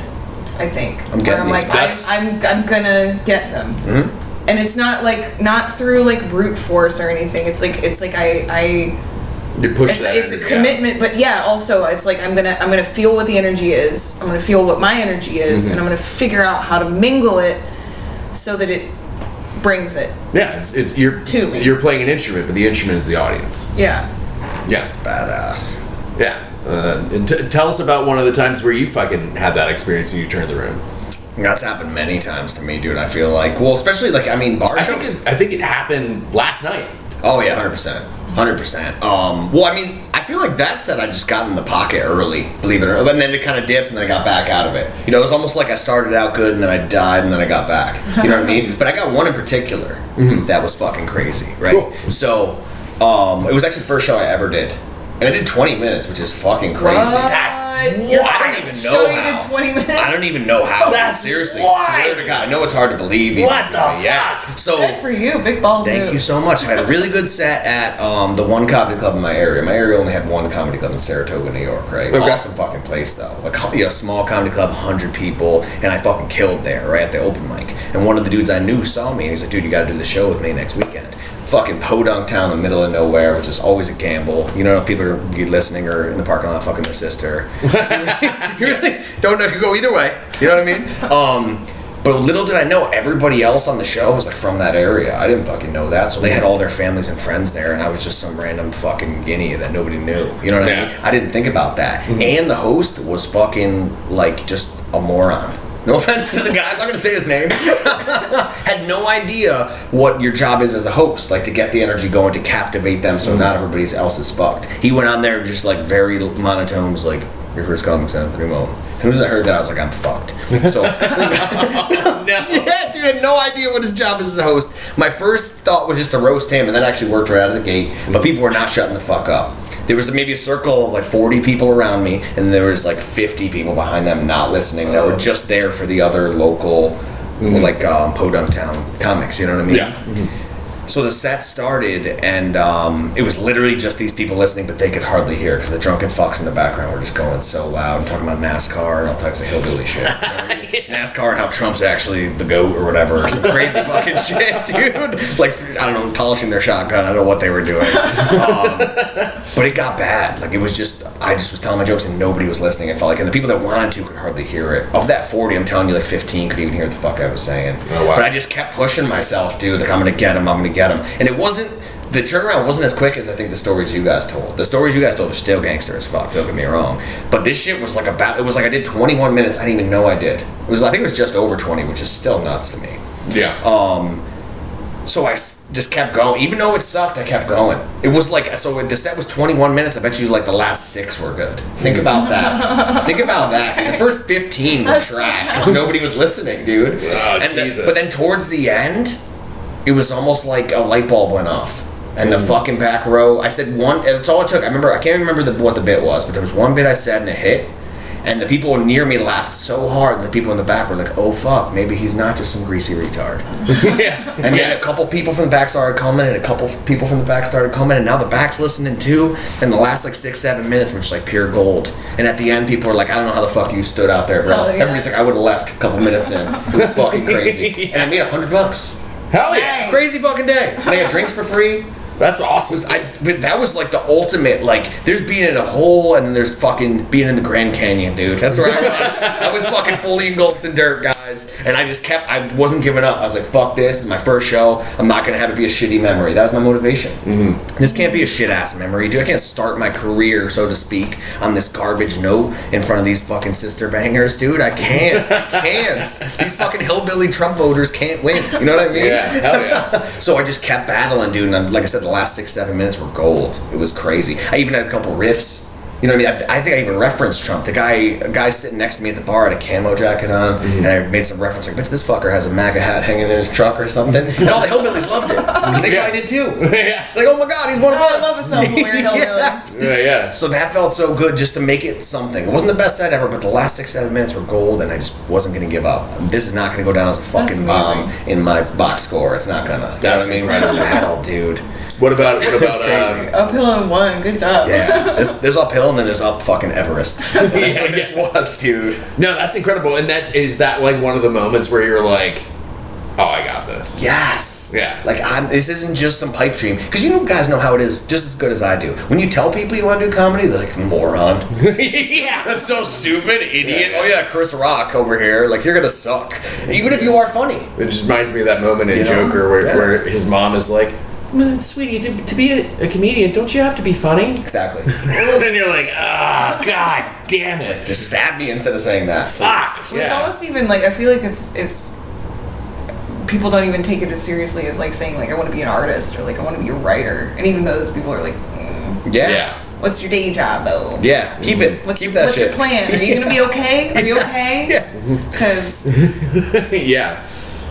No. So let's talk about this real quick and then end the pod because we got jokes to tell. Yeah. gotcha. Let's talk about our worst bombs. Whew. Damn, bro. You want to start? You want me to start? Who wants to start? I'll start. It's fine. Yours is probably It's the most forgivable. The Sandjack mic. Well, it's the Sandjack mic, which for you guys that don't know, the Sandjack mic is notoriously brutal. Yeah. It's all comics. There's maybe 3 audience members if you're lucky, and everyone eats sticks because they just are waiting for their spot to get on stage. Yeah. And that's it. I think it mostly just like hurt my feelings because I didn't feel like I was like these are the I was confident in my material and I felt okay about it, but it was like nobody's listening to me, and I don't have like you have to listen. I'm not saying all my jokes are super smart and clever, but like if you're not paying attention, it's You're not not gonna gonna get it, grab you. Maybe I should work on that for funzos or like to bring shit out when You people should just aren't listening. probably But like find things you can say after a bit that will make people be like, ah, shit, I missed it. You know? Yeah. I have a couple of those of like, Did you But yeah. did you guys get And it that was- one? I think or also, do I like- have to break it down for you. Yeah. It was just like there were a couple of people there who I was like, there were a couple of comedians there who I was like, I know this person hasn't seen my set yet, and I'm excited for them to get to, and they're just talking the whole time, and I was like, oof. Yeah, it hurts. Oof. It fucking hurts, dude. It did. It Yeah. really, Feels like being and I didn't cheated on. expect it. Yes. I didn't expect. Right in front of you, like getting cucked. Because Yeah. I Getting fought cucked and you didn't Yeah. want it. You pretty didn't much volunteer every for this time, cucking. like not as much now, but like when I was starting out, like every mic and everything that I did, I was like, this is probably gonna bomb. This is probably gonna suck. This is probably gonna, like, not negative self-talk, really, just like sort of realistic. I was like, I don't know what I'm Preparing doing. yourself This for is it. probably gonna suck. Yeah, I just sort of expected to bomb every time. And then when I actually did, I was like, oh, that was way worse than I thought it was gonna be. Oh my god. Yeah. Yeah. I know the feeling. We all do. We all do. You're not alone. No, I remember you saying after your set, you were like, I need to get drunk tonight. And I was like, that's a bomb. Yeah, we get it. I understand. What about you, Ben? Dude, it could be any one of like half of the mics I've done at Creek and Cave. Seriously. I love the Creek and the Cave. The late Mike and Creek can be Yes, best That can be rough. One of the best clubs in town, but the late mic. We know how it's just a town where like a lot of people are out doing cool shit. Yeah. You know, people go to the Creek, but for the late mic, a lot of people are out clubbing and shit. You're not getting really a lot of people in the crowd. And not only is it comics, but it's like tired comics. It's probably their third mic of the night. Yeah. They're like looking at material Yeah, they're or just done. like half Yeah. asleep. I've had Or outside smoking weed or cigarettes. yeah, but I've had a handful of sets. Allegedly. Yeah, I've had a handful of sets there where you're walking off the stage and like nobody wants to make eye contact with you. How bad of Oh a my fucking God. feeling is that? Oh, dude. You get off the stage, everybody sees you, and they're like, "That's fucking oh." You're like, "Damn, it was that bad, dude." Like, Yeah. fuck. You're trying new shit there. That's what I would say. Because again, it's happened numerous times to me there. But the sets where you try all new shit, every single one bombs, and everybody acts like they don't know you as soon as you get off the stage. That shit fucking hurts, That's dude. like double bad because you're Yeah. also like here's my fresh new baby. Yup. And they're like, what do you- They just abort it. Even though it's Texas, they abort that shit. yeah. The old-fashioned way. My worst bomb was the second time I ever did comedy. The first time I ever did comedy was this is my first job being the on-staff mixologist for a restaurant. It was a sort of higher end, almost fine dining kind of Mexican restaurant. It's like sort of like fine casual. That like sort of turned into a bar after like 8 p.m. So like that we were like, you know, my manager at the time was like, I think he was trying to inspire me. He was like, because I was a self-hating piece of shit when I was 26. I was, you know, I just started drinking again after getting sober from, you know, getting off of heroin. And he was like, you need to not hate yourself. Let's find a thing that you like to invigorate you. Should we do a comedy show? And I was like, I mean, I love stand-up comedy. Yeah, I give it a shot. I murdered my first time. Murdered. Did 5 minutes, like, just absolutely killed. And, like, everybody was like, you were the funniest person the whole night.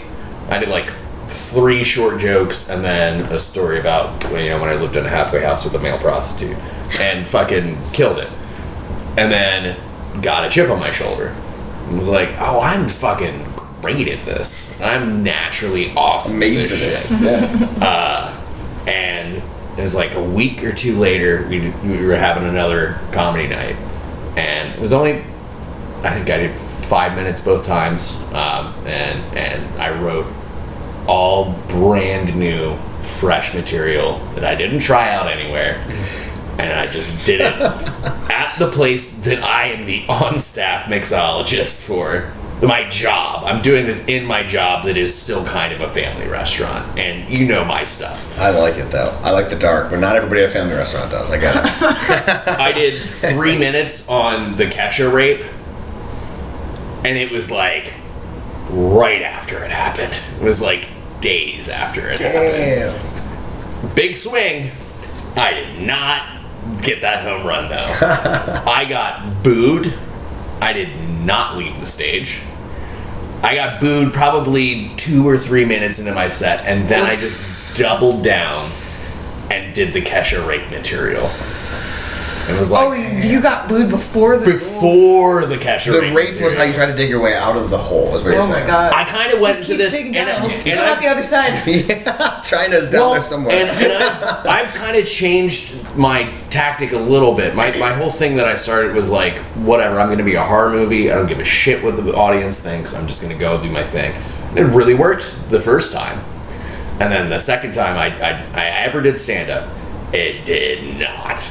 And like for years I kind of got locked in this, like, because I almost probably because of that bomb, I got locked into this idea that like, fuck the audience, I don't give a shit what they think. And since I moved down here, I've gotten a lot of people that have been like, don't bully the audience, Dave, get them on your side, and then you can take them wherever you want. It's better. And it's more true, covered, and it's and more I think magical, that's the thing I think I've improved on the most since I moved to Austin, is that I'm still saying the same jokes, but I'm getting you on my side. I'm figuring out a way for you to want to hear the fucked up things that I want to say. Put on your little tie. Seinfeld always says that. Not to quote Seinfeld, but he always says, lock them in and Yeah. then do whatever the fuck you want. Yeah. Yeah. No, it's true. But like, obviously I was my second time on stage, so I had no fucking idea how to do that. And I was just in like the very like, whatever, fuck you guys mentality. I'm just going to do what I want to do. I didn't leave the stage. I got booed tremendously. The employees that I worked with booed me. Damn. And like, I'm like thinking as I'm on stage, like, I might get fired over this fucking set. Damn. Thankfully I didn't. I got fired for being late to work. Actually, I got fired for something completely different, but just It's neither here nor there. yeah, doesn't matter. And to the story at least. And I almost threw up in the parking lot afterwards, and it was still to this day the worst bomb I ever had. It fucking like is in there, and I was like in the parking lot, like about to throw up. Like like you're saying, it felt like walking in and seeing my significant other cheating on me. Yes. Like, oh no, actually, fuck you. Like, you as a whole person. Yeah. I don't like that. Yeah. But it's not just the person you love, which is pretty shitty. It's like everyone here just hates you. Yes. And I like, fuck, man. I was like about to throw up in the parking lot, and one of my friends came out and was like, that kind of sucked. You all right? And I was like, no, I am not okay. And they were like, yeah, maybe don't do comedy then. But they were trying to be encouraging, and then I got this like coal of anger, and I was like, fuck that. You know what I mean? And that's when I knew I wanted to actually do this for a living and actually pursue it for real, is that I was like, That's when you knew? I still want to get back on stage. 100%. Well, you guys know how it is. Like, a lot of big comics that have been doing it forever, I hate to keep referencing them because we're out here doing our own thing, but they always say you learn more from bombs than you do from when you kill. You know what I mean? You were just talking about the shit you just learned from that. As much as that shit hurt all of our souls, as much as, like I said, you walk off stage and everybody looks at you like, I hope you die. Like, as much as much as that happens, you fucking learn more from bombs than you do from when you kill. That's what they say. Anyway. Unless you're Larry David, because he'll just leave. Oh, he'll just storm out pissed. Yeah, he's a different breed. But he probably did just the whole time. I don't know if he did that when he was starting out, or if he just does that now that he's more successful. I love that. I don't think But, he just. like, I just don't think he puts up with shit anymore. He's Yeah. like, fuck this. I don't need to be here. Yeah. Waste of everybody's time. You guys are enjoying it. I'm gone. Yeah.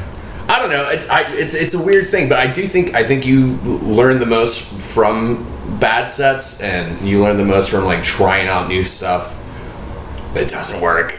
And I think some of the best bits come from a bomb that you still believe in the bit. You know what I mean? Mm-hmm. And you're like, nah, there's something there. Yeah. I can figure it out. I can find it. Let's talk about that, like your favorite joke that didn't work at first, and then we'll wrap the pod up and go actually do comedy. Okay. I'll start off. Probably my best joke. So my sister told me that I'm fat phobic. That joke didn't work at first. I had to change it. I had to figure it out. It bombed here in Austin because I wrote it down here. It started with, so my girlfriend thinks that I'm fat phobic, or called me fat phobic. Yeah. because it was my girlfriend, everybody hated me and they didn't like it. It was like, oh, I'm not scared of you, I just don't find you attractive anymore. And that being my girlfriend didn't work. And I was like, I know, because I wanted to get to be like, oh, I'm not fat phobic, I'm not scared of you. Which is, I knew there was something there. And I was like, I ate dick with it on stage like 3 or 4 times. And was like, I gotta fucking figure it out. I gotta change it somehow. This is not working. I gotta find a way to make it work, because I know that concept is funny. You know, people calling somebody fat phobic that's just not attracted to fat people. Yeah. They're not scared of them. They're not it's not a phobia. They're just not attracted to them. How can I make that funny though? And then I was like, what if it was my sister and I'm just a weird incest dude in this bit? And for whatever reason, that fucking made it snap together. And then I got that tag, like, you know, that's a joke where I used to fuck my sister, but I've done some growing. Well, and certainly so is she. You know what I mean? Yeah. And like that just cemented it, and it's probably like my best written joke, at least to this point, I think. Damn. It always works. It never bombs now. Yeah. It always fucking murders.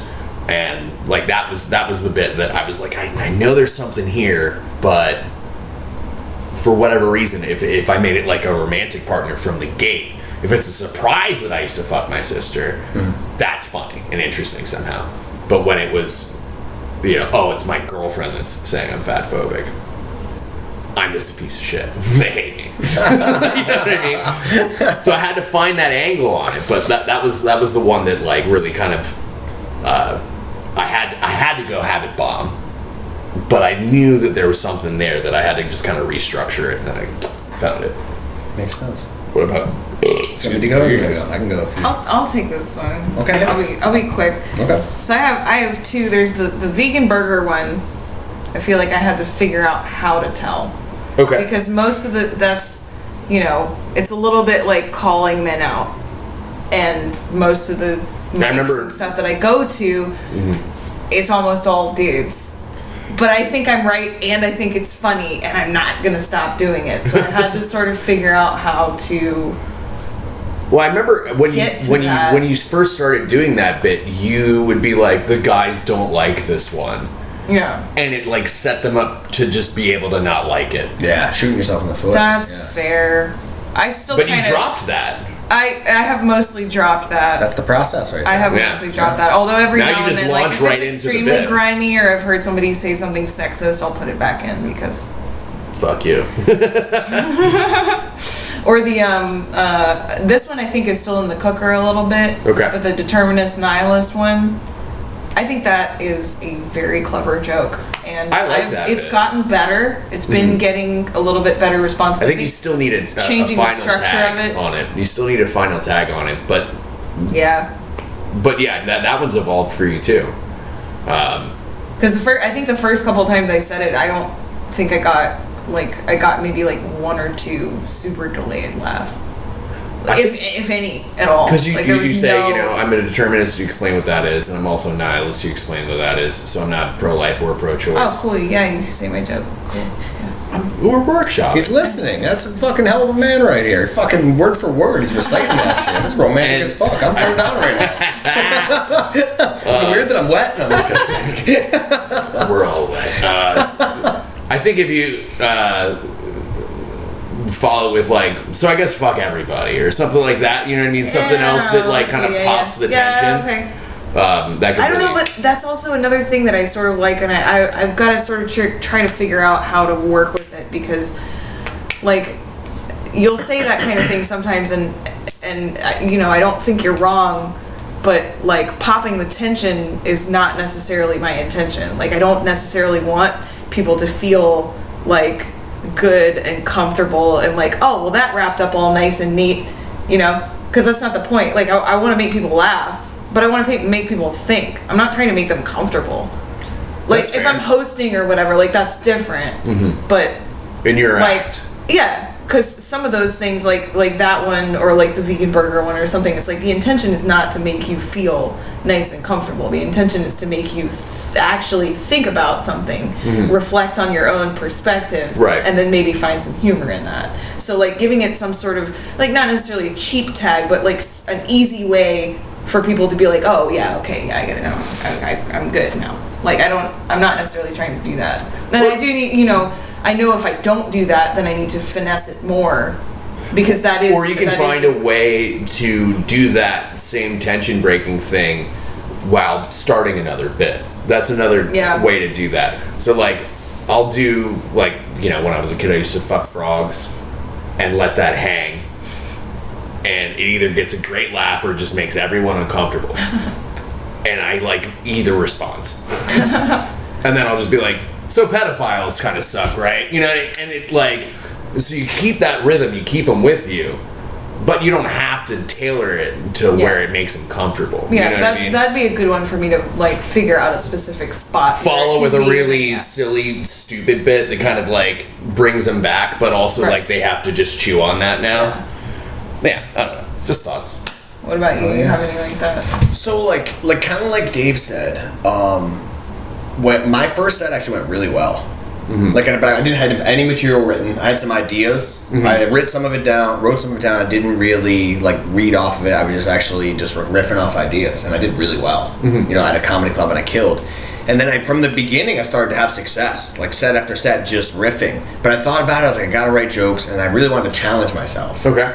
So I was like, let me write about really fucked up shit, because I know you guys like some fucked up shit. Yeah. I definitely do too. Yeah. I like dark shit just like you guys. What's the funniest shit? So I was like, let me write some fucked up shit, like as fucked up as I can think of, and I'm gonna try my ass off to try to make it funny. And I chose Alec Baldwin, right? And this was right after it happened, dude. When he murdered a woman? Yes, when he killed an innocent, lovely woman in front of millions. It was terrible. It was like same thing like you were kind of saying, bro, at the they just hated you. Oh my god, they're like, this fucker's sicker than we thought. But I thought about it, and I was like, you can't just go into Alec Baldwin, you have to figure out some other way. So I started thinking about other fucked up ideas, right? And it slowly just started to what was it? Brittany Griner popped in my head, like, that's a fucked up situation, let me see if I can make that funny. So I wrote this joke about Brittany Griner, and it killed first time. Murdered first time. And then I came up with another joke, because I kind of left the Alec Baldwin thing on the back burner. You kind of let it sit. Yes, like, let me just see how I can make that funny. Then I came up with a joke about the Dalai Lama and his whole situation with the child kissing. Also real fucked up and real hard to make funny. But guess what? I did a fucking joke about Dalai Lama, as fucked up as it was, and that killed. So then I started thinking about it, and I was like, maybe I'll go back to the Alec Baldwin thing. But I thought about it. I was like, I'm starting with the Alec Baldwin thing. Maybe if I say these other fucked up jokes that are not as fucked up, kind of lead him into it. Yes. And I just kept trying different variations of it. Brittany Griner first, Dalai Lama second, Alec Baldwin. Alec Baldwin second, and I just worked on that for seriously like over a year. And now I have a whole 3 minute set that kills. That starts out, the initial setup is like, do any of you guys feel like the world's been a little extra fucked up the last few years? And everybody can agree with that. Everybody crowd's like, it's a really easy way in. I even threw COVID in there, believe it or not. After that I go, and I'm not talking about COVID. Special shout out to Putin, by the way, for changing the subject. Just the most fucked up set ever. Nice. But guys, I made it. I'm telling you, that fucking it's like 3 minutes, and it fucking kills now. But when I first dropped that Alec Baldwin thing, I was like, this is never gonna work. People even said to me, like, bro, why the fuck are you talking about on stage? It's not funny. But him saying it wasn't funny was almost like that guy in the parking lot saying to you, like, maybe you should leave this. I was like, oh, it's not fucking funny, huh? Well, I'm gonna make it funny. Dick, you know what? Douchebags. Actually, I'm gonna show you, pussy ass bitches. That's like one of my best 3 minutes. I've seen this 3 minutes. That 3 minutes fucking kills. I think the first time I met you when we were at the Pizza Mic, I saw you do all those bits, and I was just like, because you were like, oh, I saw your Kill Tony appearance, like, it's so cool to meet you, like, we should be friends and shit. Yes. And I'm a pretty approachable guy, I like to think. Yeah. And so I was like, yeah, sure, man, yeah, absolutely, fuck yeah, I'm excited to see your set. And then you did those, and I was like, it's a hard nail to drive through the woods for that fucking Baldwin joke. But yes, dude. But I, even since then, I tweaked it. Because actually, the initial Baldwin joke was way too similar to a Mark Norman joke. So I fucking dropped it. I'm way too into that guy. I brought him up 17 times now. That was time number 17, but he's just so good and he inspires me so much. But since then, I actually swapped that for other Alec Baldwin jokes. They're kind of on the nose, but when I save them at the end, they fucking work in that set. Yeah. It's incredible. I don't know how the fuck I did. That's like my most proud moment in comedy is that whole set is so fucked up. You crafted it. Yes, but I made it funny somehow, dude. I'm so proud of that. I really am. You should. I really like those bits. Yeah. Also, the new stuff you did at the end of your The set. dating app stuff I did yesterday, dude, fucking good. Thank you, man. It's good. That I've been working on for a long fucking time too. Well, that's the cool thing about it too, and you know, I don't know. I've had it told to me, and I've told it to people. Like, never shred it. You know what I mean? Like, really, really, like, always kind of keep your concepts, even if you never go anywhere with them. You know, just having them and having like, you know, like a sort of like, I don't know. I have a Google Doc on my phone that is just full of bits that either I made work or bits that are half cooked or bits that I think are funny or like ideas for jokes that I haven't actually written one for yet, and it's just sitting there. So whenever I'm like, hey, like, let's actually fucking try to make one of these work or try to go to these things, it's there. You know, there's something there, exactly. Like you were saying about your joke, you're like, no, there's something there. Yeah. You know what I mean? Yeah. I'm gonna have to make this fucking work. And when you do make it work, dude, oh my god, that's a nice. It's like just conquering something. Excuse me, conquering something incredible. It really is. Like, how the fuck did I do that? That shit is all so fucked up. And there's like old women laughing at it. You're from a generation where you like didn't joke about shit like that. Yeah. They're fucking laughing about it. Holy shit. Yeah, dude, hell what a yeah. feeling. Just talking about it gives me chills. Honestly. No, I'm excited to go to comedy. And with that, I think we're going to conclude this pod. I am Dave Borowski. You can find me on Instagram and YouTube, where you're going to see this. By my name, I'm the only one left. So check that out. Also, come to No Offense at Roscoe's Comedy Club at 8 p.m. on October 28th, 2023. Come see my first hosting gig. I'm Stevie. Plug your Insta. Hell yeah. Made for Stevie movie. Hell yeah. And this is our new co-host. And I'm Anthony Mone, as we talked about. Follow me at Anthony Mone Comedy on Instagram. I'm all over Austin, just grinding on these fucking wild mics. Also, add me on Grindr and JD. Yeah, hell yeah. And we'll be back with another pod sooner, now that we have a sort of established crew. Fuck yeah. Cool. Thank you guys. You're the fucking best. Don't fucking die. Bye.